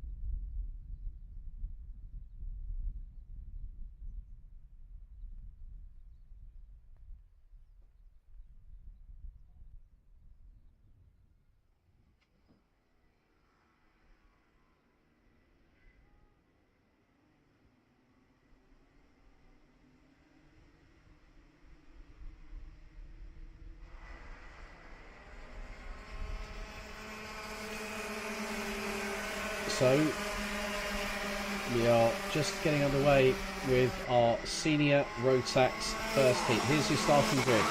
Tonis Johannes Dominguez will start from pole position, joined by Sebastian Adari on the front row. Jon Kasper Joipere and Artyom Sestikovs will be on row 2, ahead of Bruno Perle with Ilya Sheremetyev on row 3. Oliver Kerg and Kalis Kirikovs round out row 4, with Kate Drobiseva and Kalis Brikius rounding out the top 10. Oskar Savitsky, Marta Spike, Romans Rodinos, Richard Strikstins and Petris Krastins round out the 15-strong grid. So, 7 minutes plus an additional lap to decide our first heat winner for seniors for round 2 of the championship. Their next race will take place at 10:49 local time tomorrow morning.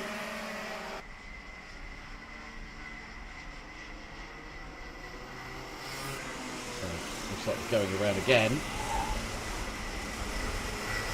It was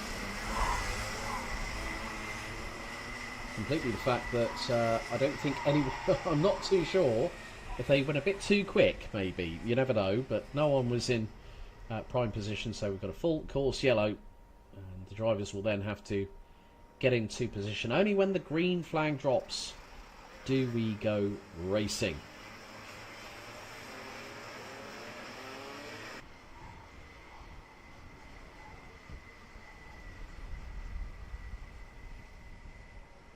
So the top 3, all from Estonia, with the highest Latvian place driver in qualifying, Artyms Sestikovs, in 4th place. This could be a little bit of a humdinger right about now, as everyone is going to start getting into position as they come out of the final hairpin on the circuit. And now Tonis Johannes Dominguez pulls into position. Sebastian Adari alongside, followed by Joipere, Sestikovs, Perle, Sheremetyev, Kerg and Kirikovs. Now the field bunches up. 15 drivers set to go into battle for 7 minutes, plus an additional lap. It's going to be Dominguez on pole, Adari on the outside, into the tram lines, revs rise, green flag drops, and we're underway. And straight away, 3 wide, and it's getting a bit close for comfort. However, looks like Sestikovs might have gotten up into possibly P2 or P3. Kate Drobiseva dropping a couple of positions as the field makes its way through to the infield section for the first time. Dominguez leads the way. There's a bit of side-by-side dueling. Marta Spike having to get her elbows out a little bit there, and she's currently in P11, so up a spot for the 366 RM Latvia driver as they head into the final right-hander. And Joipere now on the back bumper of the 302 of Dominguez for the race lead as they head into the final corner to complete the opening lap. Dominguez goes defensive, runs wide. And Joipere looks to the inside line and gets through for the race lead at turn number 1. And Dominguez loses first, loses second. Bruno Perle now up into P2. And right behind Jon Kasper Joipere is Sebastian Adari. Oliver Kerg now ahead of Kalis Kirikovs. And Artyom Sestikovs has ended up at the back end of the field from maybe an early contretemps. That's a real shame for the number 357, who was in 4th at the start. And now Joipere leads. Perle giving chase through into the final corner. We're not even to lap 2. First lap, a lead change. Second lap, a lead change. Bruno Perle goes defensive into turn 1.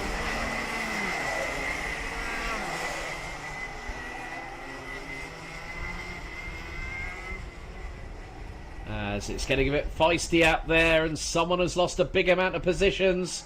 That is Jon Kasper Joipere.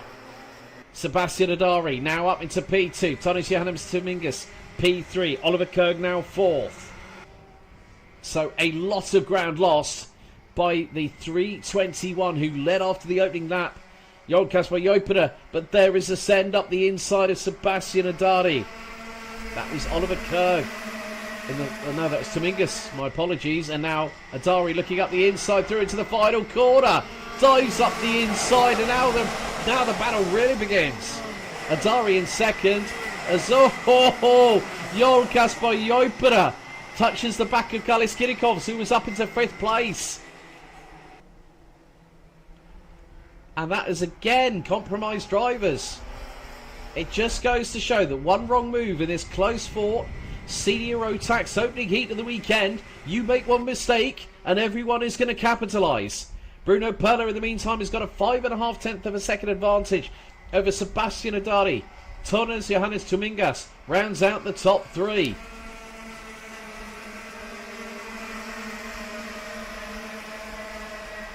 It is really changing as a dive up the inside. That's Marta Spike through the final corner. And that was on the 321 of Jon Kasper Jopera, who retakes the position through the opening hairpin. My goodness me, there are so many chops and changes. It's difficult to find out what's happening. But Bruno Perla has a half-second lead. There's Oskar Savitsky, I think I've just seen, trying to battle away with Karlis Kirikovs. And that is for position. That is for fifth on the road. You can see how long the train is. It really, really has put a firecracker underneath the circuit.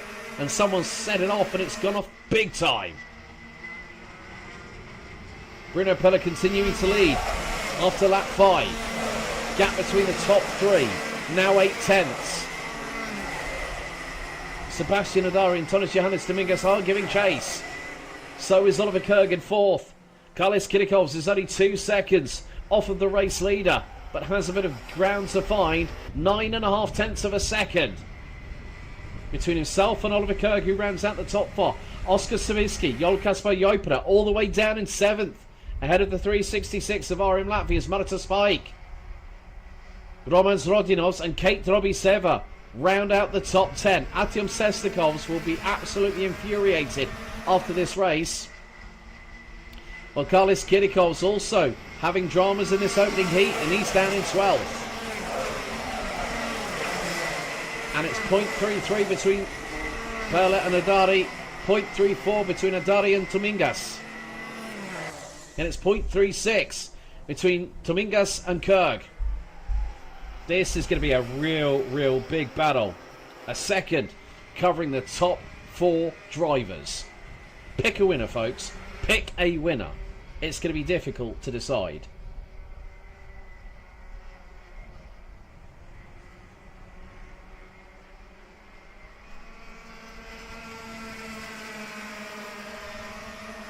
But with a minute and a half still to go, Bruno Perla is controlling proceedings, running the race at his pace, not anybody else's. But look, the gap is closing.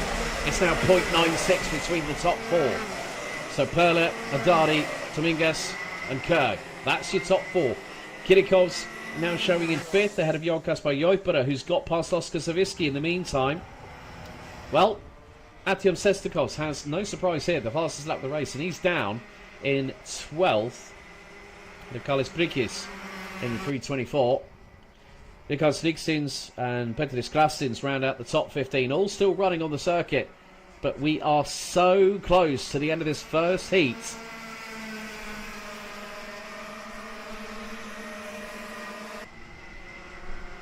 Now that gap was over half a second. What is it now? It's not. That's incredible. That is incredible, the pace that these drivers are keeping up. It's unrelenting. That's effectively just over 4/10 between first, second and third.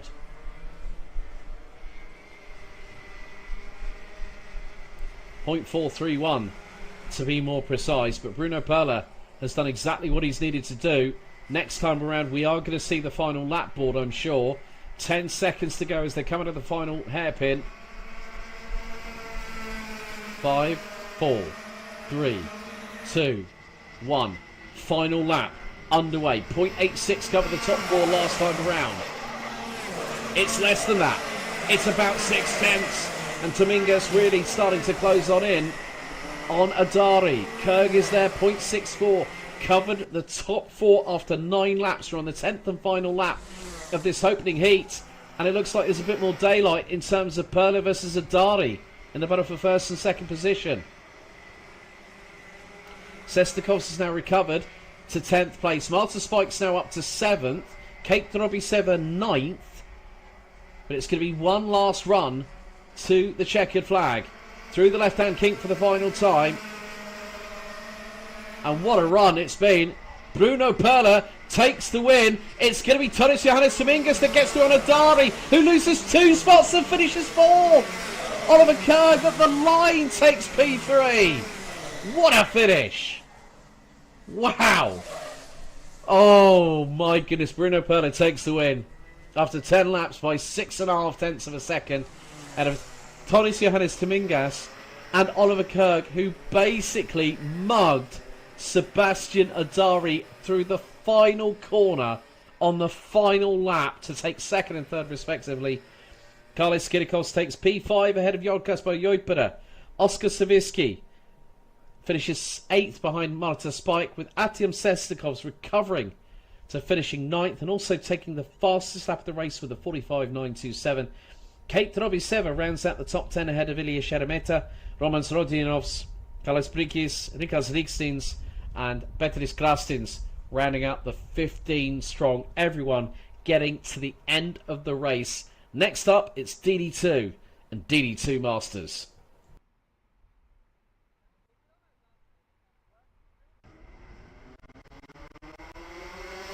Well, let's have a look at the replay. Yeah, a little bit of touch from behind on Bruno Perla, and you can just see that some of the drivers getting very, very adventurous, especially through this turn 1. And that was the move by Bruno Perla to take 2nd. And then he got through ahead of Sebastian Adari. And then, well, that's why Adari lost positions. Well, no, actually, that was Joipera, because of Adari just flinging it into the corner, and that was through turn 3. Now, this is coming out of the final corner. Dominguez gets through, and Kerg gets through on the final corner of the final lap. I have no words for that. That was just a senior ROTAX race that had everything in it. And there you see the DD2 and DD2 Masters grid ready to go racing here at Smilston for their opening heats coming up very, very shortly.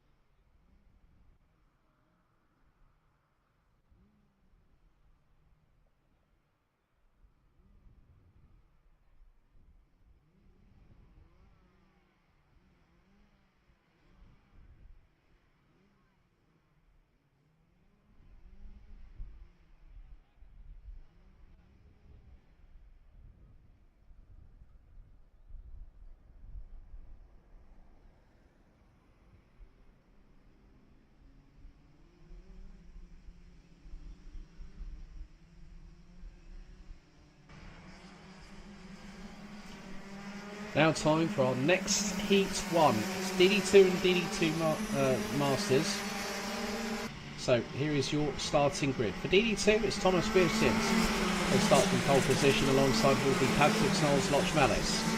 Devin Sigardi and Matis Malinovskis will run at row 2 in DD2. Ahead of Andreas Upkau, Almaz Mikkelsens, Martin Zinovskis and Chris Jean Zemis, who actually was not able to take part in time qualifying. So then we go to DD2 Masters. Halos got a Karl Kliss, and then we've got Fitzai on the front row for them, ahead of Ricards Kalnzims, Juris Elitis, Martin Roris, Ivarus Us, and Martin Silt in the number 518 was unfortunately unable to take part in time qualifying earlier on. So this will be a case of going on to the sighting the formation lap.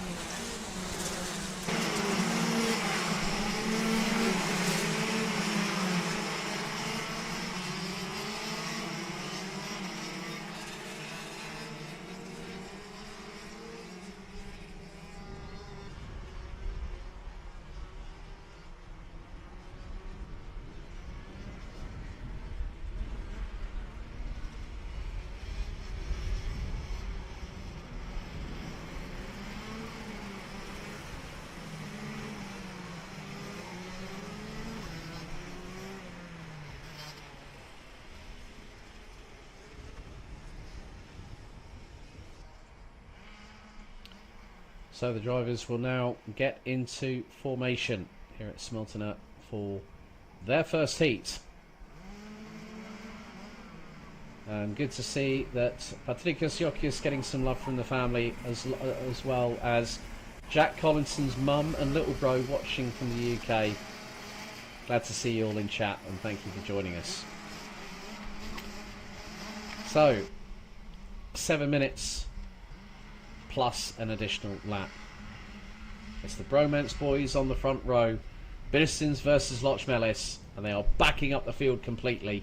This always happens in DD2 and DD2 Masters. So, let's see what happens over 7 minutes plus an additional lap as the drone gives us a perfect view of the tram lines. Revs rise.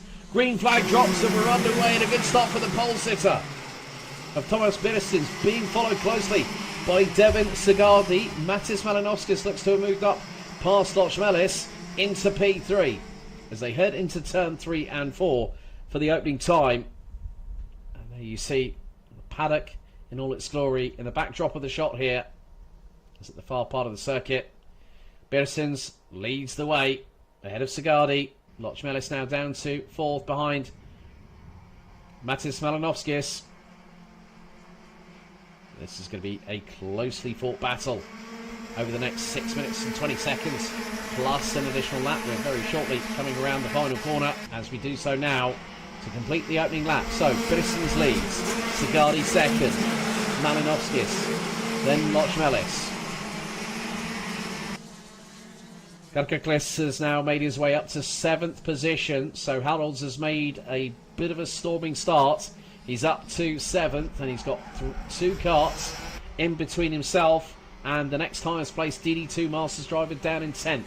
Ricards Kalnzims in a 5:09. Pitsai rounds out the top 3 in Masters, 11th overall. Meantime, Malinovskis has become the cork in the proverbial bottle as Martins Janovskis gets through on Loch Mellis.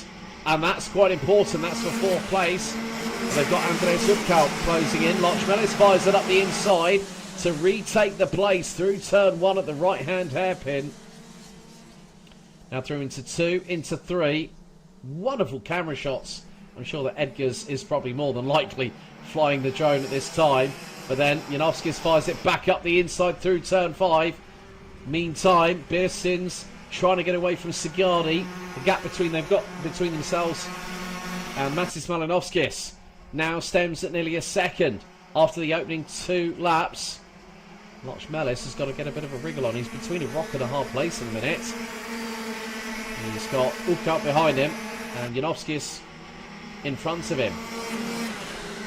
Now, can Loch Mellis fire it up the inside through into turn 1. On this particular occasion, the answer is a definitive no.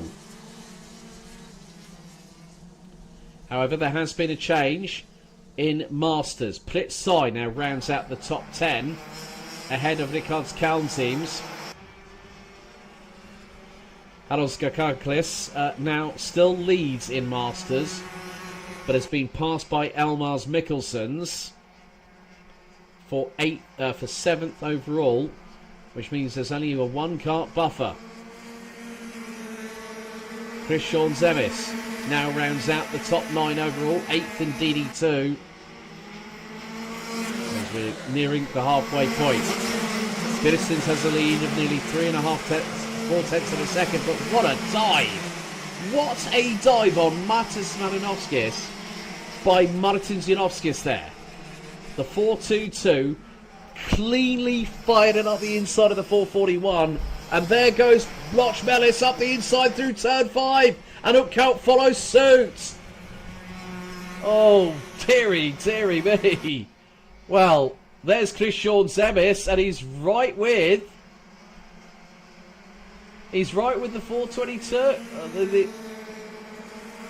I mean, I cannot believe what I'm just seeing. Like, literally, Martin Zinovskis has been mugged by so many drivers. Where has he ended up? He was, well, Matis Malinovskis now P6, all side by side and switcheroo through into turn 2. That was the 405 of Jean Zemis on Matis Malinovskis. And Malinovskis down to 7th. And he's got the leaders. He's got the leaders in the DD2 Masters class right on him. Kakaklis not too far behind. Neither is Pritsai. And there you see the 508 and the 519. They're not going to make up the numbers in the top 10 overall. They want to move forward too. And there you see Thomas Biddistons and Devon Sagani. They've broken away from Martin Zinovskis. The gap now 2 seconds. As again, Matis Malinovskis on the offensive gets past Elmars Mikkelsons. As Hanos Gakaklis right with them, along with Pritsai. They're only a 10th and a half apart, and Rickard's Kalnteams is closing in. The gap between 10th and 11th, that's 2nd and 3rd in Masters, was 8 tenths. It looks to be a little bit less than that because they've started fighting away in front of them. And when karts start battling, those from behind go, oh, right, I've got an opportunity here. I've got a chance of getting through. New fastest lap after lap 6 was Patrick Knowles Loch Mellis, 45.908. He's closing into Martin Zinovskis and was over a 10th of a second quicker after lap number 7. There's Kakaklis leading the way on the 508 Birrelart, and he's got Pritsai right up his exhaust pipes at the minute. Great battle here for the DD2 Masters class lead.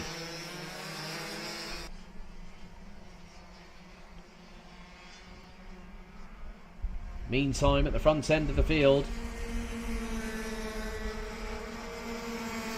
it still is the case that there are there's 3 distinct battles here. Biddistons versus Sagadi, Janovskis versus Loch Mellis, Ulfkalt versus John Zemis. That's first, 3rd and 5th being hotly contested. But now we go to the battle being led by Christian Zemis. No, it's not. Christian Zemis is actually battling away with Andreas Ulfkalt for 5th place. Matis Malinovskis leads this quartet ahead of Elmars Mikkelsons. With the top 2 in Masters, Haros Gakaklis and Pritsai rounding out the top 10 overall. But oh, it's getting a bit close and personal between the 2 in front. That's Ulfkalt and Jean Zemis.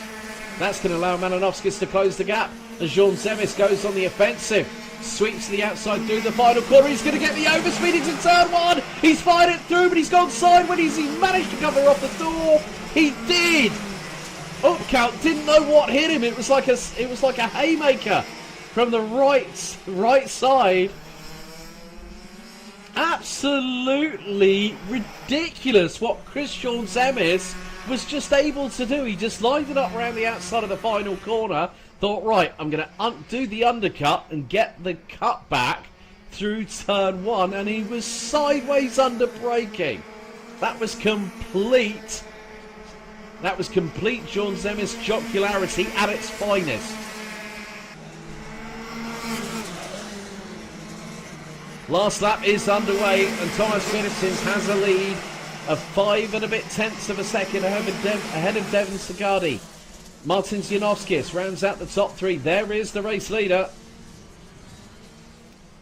Complained to me about the fact he had to drink too much water at Chalet. I think at one point he drank 10 litres of water. And I said, well, you probably might have needed to use the facilities. He said, yeah, it's always 3 times I'm up in the middle of the night. But he works very, very hard. This Thomas Petersens, very fit, very physically fit. You have to be in karting. And out of the final corner, well, winning overall in DD2 and Masters Heat 1 by just 4.5 tenths of a second is Thomas Petersens. Devin Sigardi takes second ahead of Martin Zianovskis. Patrick Snolls Lochmelis fights back to finish 4th ahead of one of the people with the best overtake so far this weekend. Chris Jean Zemis finishes 5th, and what's more, Matis Malinowskis takes P6 ahead of Andreas Upkaup, who lost another position in the meantime. Elmars Mikkelsens rounds out the DD2 classification in 8th, with Harold Gagaklis taking the opening heat win of the weekend in Masters ahead of Pritsai. It was not much between them, less than 3 tenths at the flag, ahead of Ricards Kalnzims, Martins Rollis, Jurasolitis, Ivars Us, with Martin Sil from Estonia in the 518, rounding out the 15-strong grid. Well, we have 2 more races to go here at Smeltene before we call time on today. Just to give you a little bit of a update, just well, 3 of the drivers in Junior Heat 1, Hans Markus Nusk, Aloisa Sekovicius and Adrian Stions, were found to have their front fairing out of position. So Micromax was won by Carlos Benessons by 3 3/4 seconds. Minimax, it was Jack Collinson winning by 1.6 seconds ahead of Rodrigo Kakas and Patrikos Yokis, running at the top 3. Well, 3 5-second post-race penalties for Junior Heat 1 saw Tom Strella take the win from Fernando Pemre by just over 8 tenths of a second. Timothy Vladimirov running at the top 3. Elisa Stolchamani and Martins Valts end up being promoted to 4th and 5th ahead of Adrian Stions, one of 3 drivers who I just mentioned that had the had front fairing penalties. Also in senior ROTAX Heat 1, Richard Rieksins and Oscar Savitsky both having a 5-second time penalty, with front fairing being out of position, but that heat was won by Bruno Perle with Tonis Johannes Dominguez, Oliver Kerg and Sebastian Adari running at the top 4, with Kalis Kirikovs completing the top 5.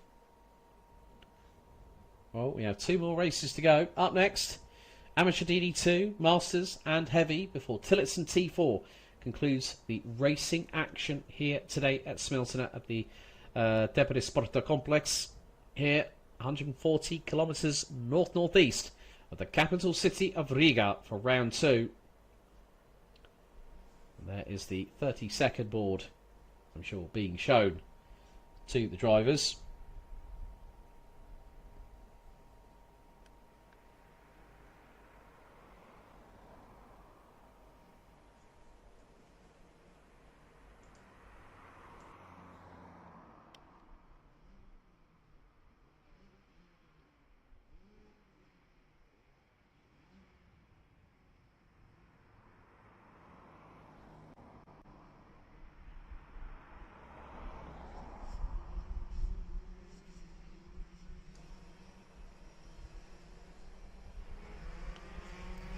So let's take you through the starting grid for Amateur DD2, Masters and Heavy.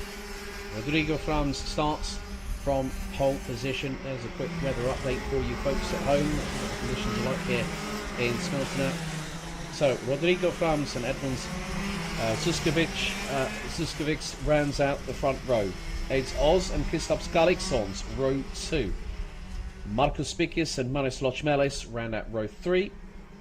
Ahead of Martin Spikius, Edgars Krisis, and then Dimitris Antunovics rounding out the 9-strong grid. 7 minutes plus an additional lap of this circuit here at Smeltena.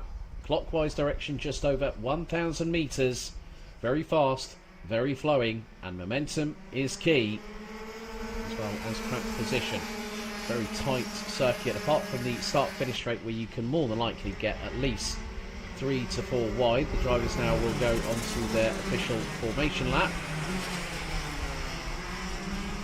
Anyone might remember, I'm going to cast your minds back to the Algarve season finale for 2023. This class, if I remember correctly, we had 7 full starts.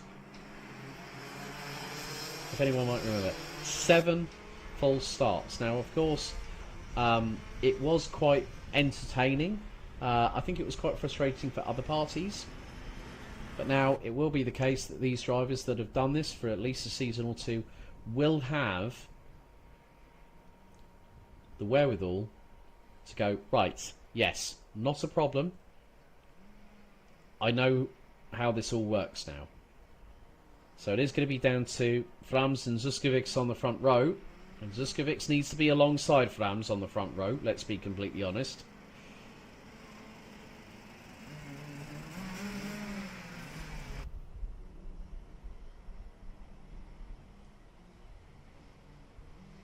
So the drivers set and ready for 7 minutes plus an additional lap. The last couple of drivers starting to get into formation.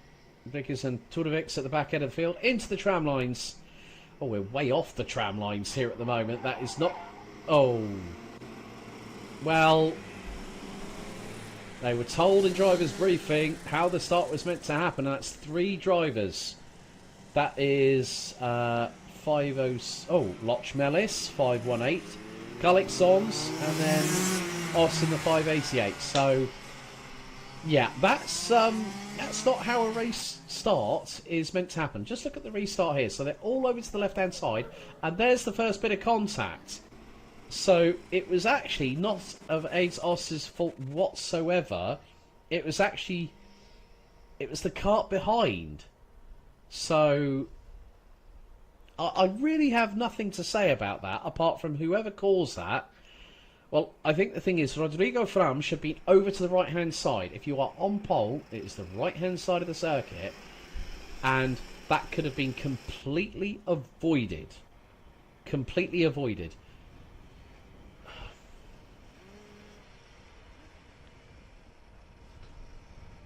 And I'm not going to throw people under the bus, but I just think at the end of the day, this is why we have the driver's briefing. At the end of it, it is more the case now. Who might have been... I'm wondering who that might have been that might have caused that incident. It might have been Martin Spikius. I'm not 100% sure. But for Aidzos to get turned around completely, I think might be at the back end of the field on this one. But that was an unfortunate first start. So Rodrigo Flams has to be on the right-hand side. No ifs, nor buts. Zuskovic was pretty much in the right position, apart from the fact that Flams is way too far over. Way too far over.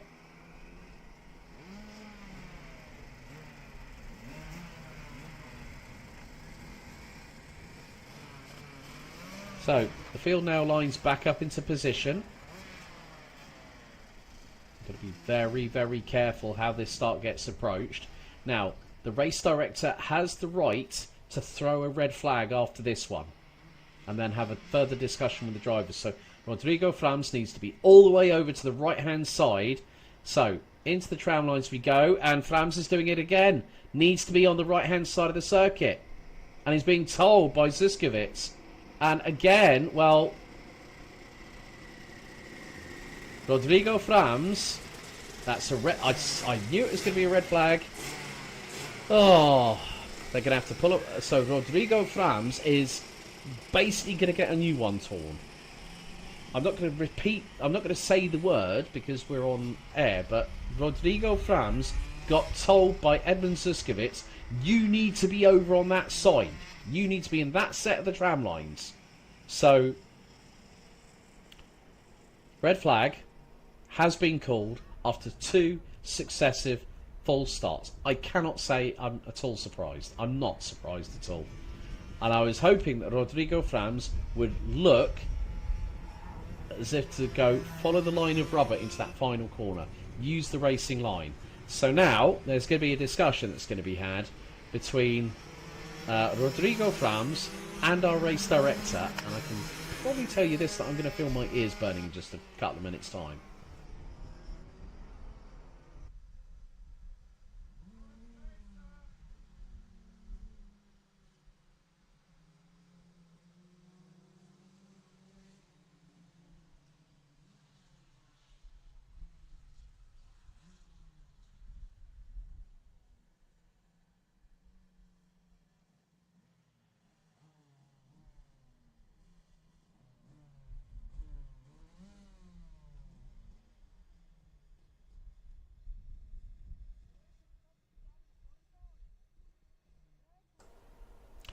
So Rodrigo Frams is being told by the race director in no uncertain terms, do not go over to the left-hand side of the circuit.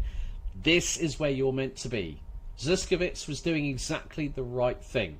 They are going to send them again for another lap. So Rodrigo Frams... Oh, right. Who was that? It was Christoph Skalixons that was trying to get the car fired up. But now Rodrigo Frams has been told, and it has been literally pointed out 100%, this is where you need to be on this start. You need to be in between these 2 tram lines here, not all the way over to the left-hand side of the circuit. So, maybe 3rd time's a charm? I've got my fingers crossed. I've got probably everything crossed apart from the kitchen sink right about now. But we have got one more race after this still to go. Tillotson T4 to conclude the racing action before we say goodnight on the live stream until tomorrow morning. But now it is a case, can it be 3rd time's a charm here in amateur DD2, Masters and Heavy.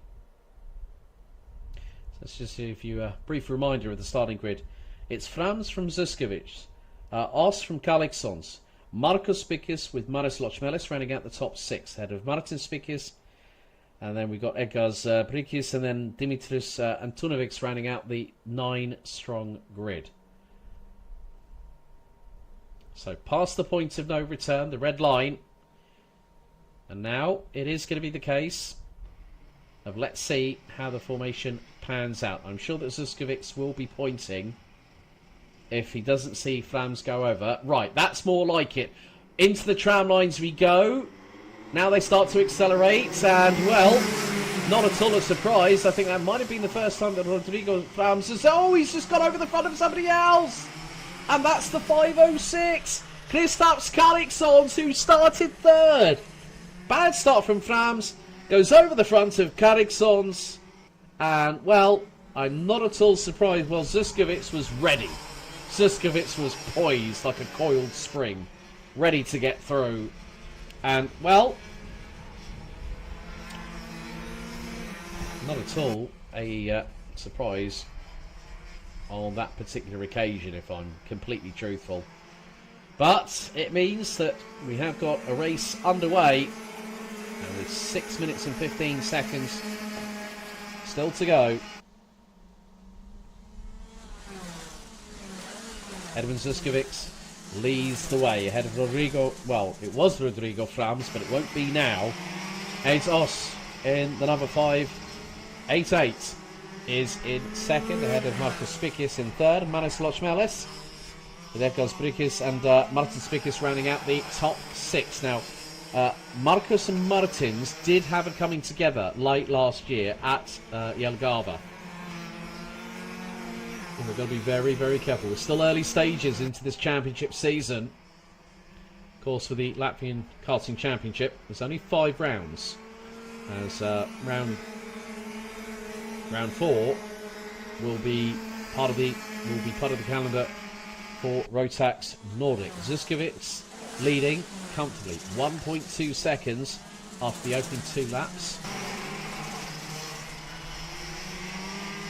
And there is the 507, Martin Spikis, closing in on the 555. Edgars Brisius, who's holding on to 5th at the moment, but that looks to be Dimitris Antunovics in 7th, not too far behind. So 2 Sony karts chasing a Gillard chassis down, but there is the 551. Edmund Zuskovics leading the way of Azos as we complete lap 3. 4.5 minutes to go, plus an additional lap. The lead now 1.4 seconds and climbing.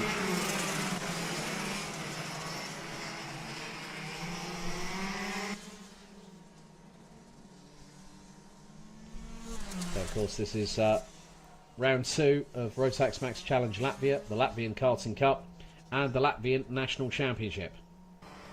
And you can see drone shots giving us a brilliant bird's eye view as 507 and Martin Spikis closing in on Edgars Brisius for that 5th place.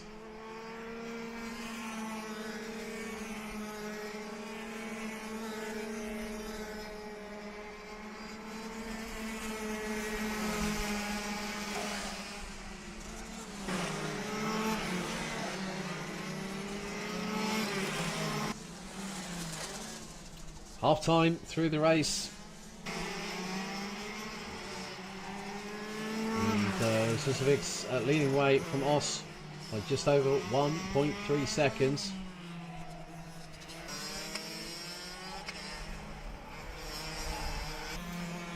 And in the meantime, Martin Spikis has got past Edgars Brisius for that 5th place. Tunovics now trying to close in on the 555. Once again, the gap between them after 4 laps was 0.4 of a second. Looks like the Sony kart might have the legs on the 555. Tillotson T4 after this one to close out today's running. But it's Smeltener.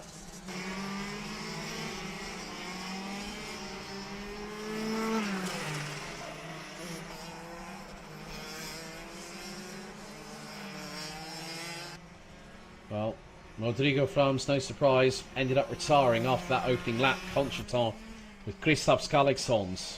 So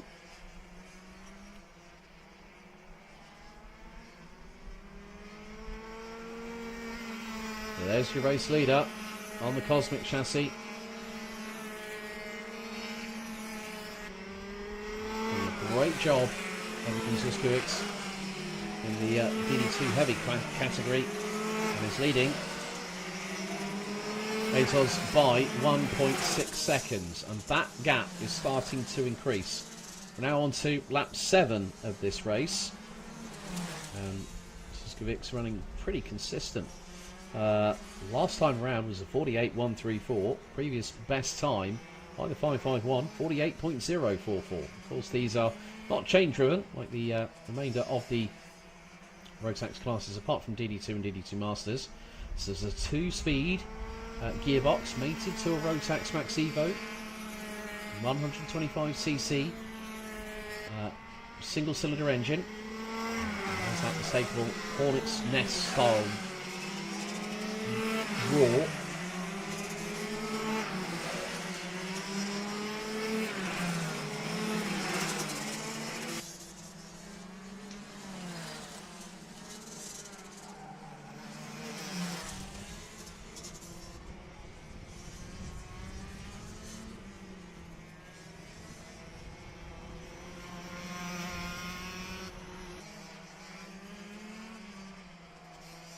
With 45 seconds still to go, the gap between the 2 leaders now just under 2 seconds. As next time around, we're more than likely going to be heading on to our penultimate lap of this race. There is the race leader, Kosevic gets through and has this and one more lap to go before Tillotson T4 closes out the show.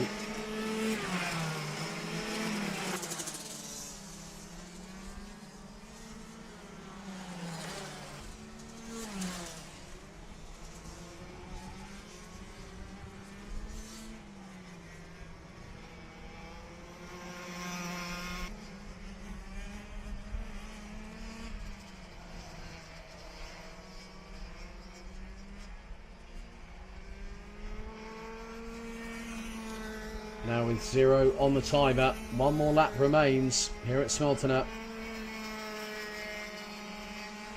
Just for this particular race alone. Now we've got Tillotson T4. Let's see how that one pans out. Final lap underway. Kosevic has a lead of 2.6 seconds ahead of the number 588. Bezos with Markus Spikius currently running at the top three. Nearly 5.8 seconds behind the race leader. They're still holding on to P3. 8 of the 9 drivers who started this race set to complete a total of 10 laps of racing. But despite 2 restarts, it's been one driver that has led the way from lights out to checkered flag, and it's going to be this driver here. Edmund Zuskovic comes out of the final corner, wins the heat, and wins it by just over 2.3 seconds. With Markus Spikius running at the top 3, Maris Lochmelis takes 4th ahead of Martin Spikius, in 5th ahead of Edgars Brisius, who completes the top 6 overall. Waiting for a few more drivers to come across the line, which will be Dimitris Antonovics and Kristaps Skaliksons, who complete the finishing order. But there is Zuskovic, your race winner for Heat 1 for Amateur DD2, Masters and Heavy, with Rodrigo Frams unfortunately out on the opening lap following 3 attempts at a restart and then a turn 1, lap 1 incident. So there are your provisional end of race results for this particular class, who we will see back in action tomorrow morning. They'll be out at just before 20 past 11 local time here in Smeltene. But we have one more race remaining for today before we say goodbye here on the live stream on Facebook and on YouTube. Tillotson T4 Heat 1 is coming up next. Their 7-minute plus an additional lap race. And there they are, ready to go for it. And so, with the green flag waving on the dummy grid for what will be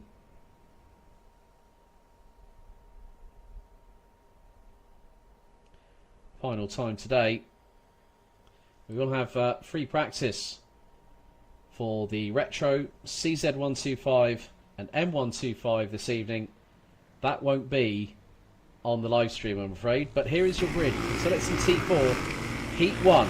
Christopher Skalner will start from pole position.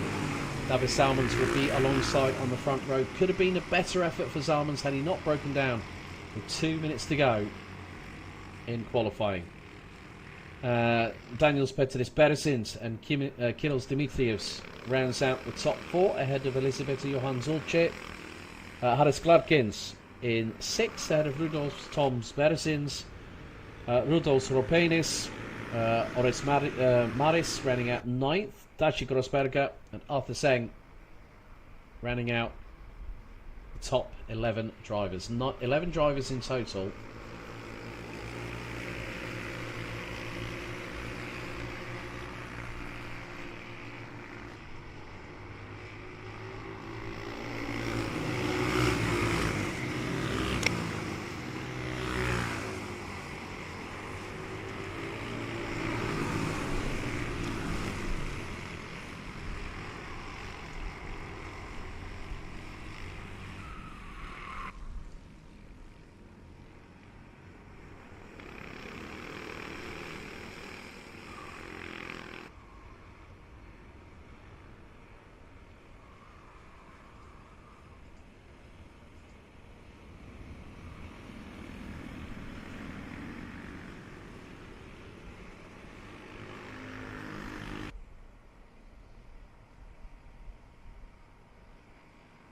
So the main benefit of Tungsten T4 is a better way to, a more cost-effective way of getting into racing. The drivers now will get themselves into formation. 11 drivers in total, all lined up in the 2x2 Noah's Ark style race format formation. Into the tram lines. Revs rise. Do we go underway? Yes, we do. And a good start by Kalnick at the front end of the field as Beresins gets the inside of Zalmans. And Zalmans very close to losing P3 because Elizabeth Johan Zorcek tries to get through for P3, but the 949 manages to hold his position. Now into the far part of the circuit, in towards the right-hander. And top two battling away, third and fourth being hotly contested, but they're not that far apart. So now it's to run through into this left-hand kink that brings them onto the final right-hander. Zorce right on the back bumper of Zalmans, heading into that final right-hander. But Kalnick leads the way after the opening lap, being followed by Daniels Petris Beresins. David Zalmans rounds out the top three ahead of Elizabeth Johanna Zorce. And Kiros Dimitrievs rounds out the top five ahead of Rudolf Toms Beresins. There's a little bit of a gap between them, about a second through Penis. And the 963, Grossberger in the 921, the 929, Gladkins in the 991, and Zeng in the 926, bringing up the rear of the field. So we're on lap 2. And just two main battles at the sharp end of the field. First and third being hotly contested. Once again, the wonderful drone shots as Zorcek closing in on Zalmans yet again. Into that final corner. Could there be a change for third? Not quite. So coming into the final 5 minutes. Plus an additional lap. It is really, really gathering pace. The top four covered by under 9.5 tenths of a second.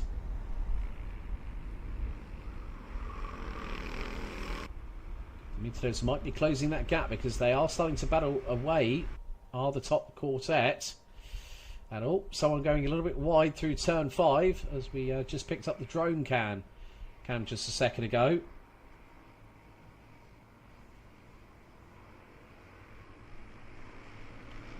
But Kalnick still leads. Daniels Beresins leads, holds on to second.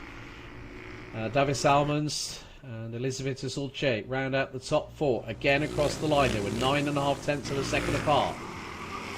Now it's 1.1. So the gaps are starting to expand as Kiros Dimitrievs starts closing on in.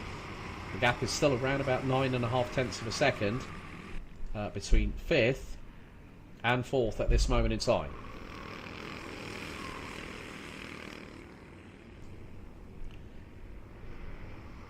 And then a little bit further back, well, the number 963 of Oris Maris battling away with Rudolf Beresins. That's a great battle there for 6th place. We've got also Haris Gladkins in that battle. He's going to look up the inside of the 963. Can't get the job done. Was not far enough alongside. Whereas the 963 of Oris Maris trying to get the move. That could put the number 963 on the inside line for the final corner, but gets squeezed. It was like a pit-style manoeuvre. And tries to get through once again. Oh, dearie me. And the 963 nearly comes to cropper there. Loses 2 positions into turn 1. And then might lose another position. That's Daci Grossberger, I think, trying to go round the outside at turn 2. That's brave. That's brave there, that is.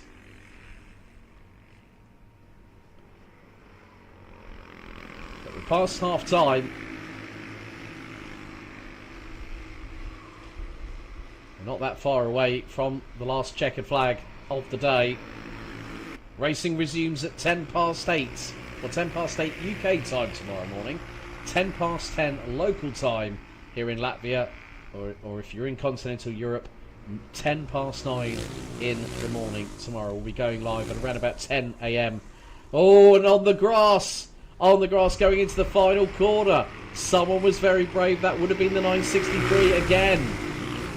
He's trying everything, every trick in the playbook, but then gets a little bit of a tap from Grosberger going into the first corner. Meantime, Bertesin's pressurising counter for the race lead. And what's more, Zalmans and Zulce are not that far behind either.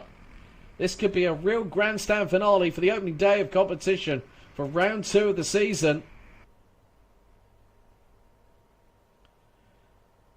And Rudolf Bertesin's really closing on in that gap and looks possibly to go for a move up the inside through the final corner. On that case, no, not quite. Fastest lap of the race just set by Daniels Bertesins in the 919, 51.7 flat. Fastest lap so far in this race by Davis Zalmans in 3rd place, 51.839. And he's just done a 52.1. So that's 7 tenths off. Sorry, that's 4 tenths off. My apologies there. I got my maths slightly wrong. But with 1 minute and 13 still to go, Daniels Bertesin's not letting Christopher Skalner get away. The gap was 2.5 tenths. And now the 919 right on the back bumper of the 915 into the final corner.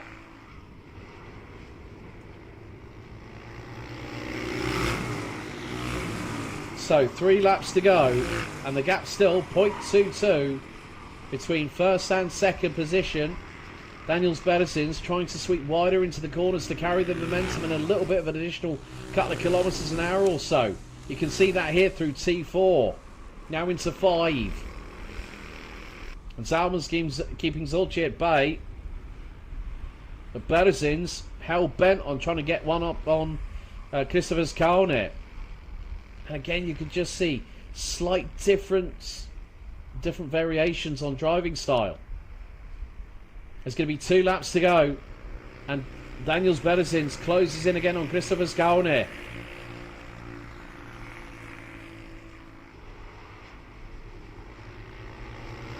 Two to go.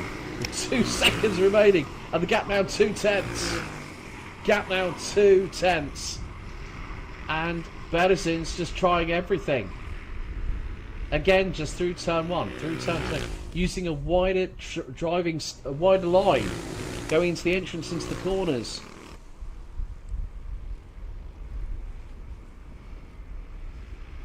And now here goes the move for the race lead. Up the inside goes Daniels Bertesins.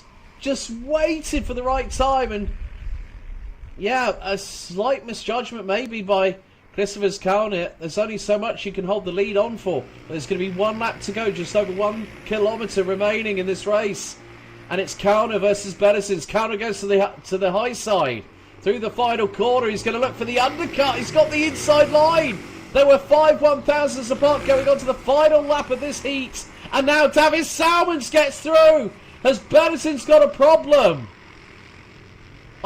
Well, Bertesins must have lost all that momentum. He's dropping like a stone. It's the 919. He was really hussing it.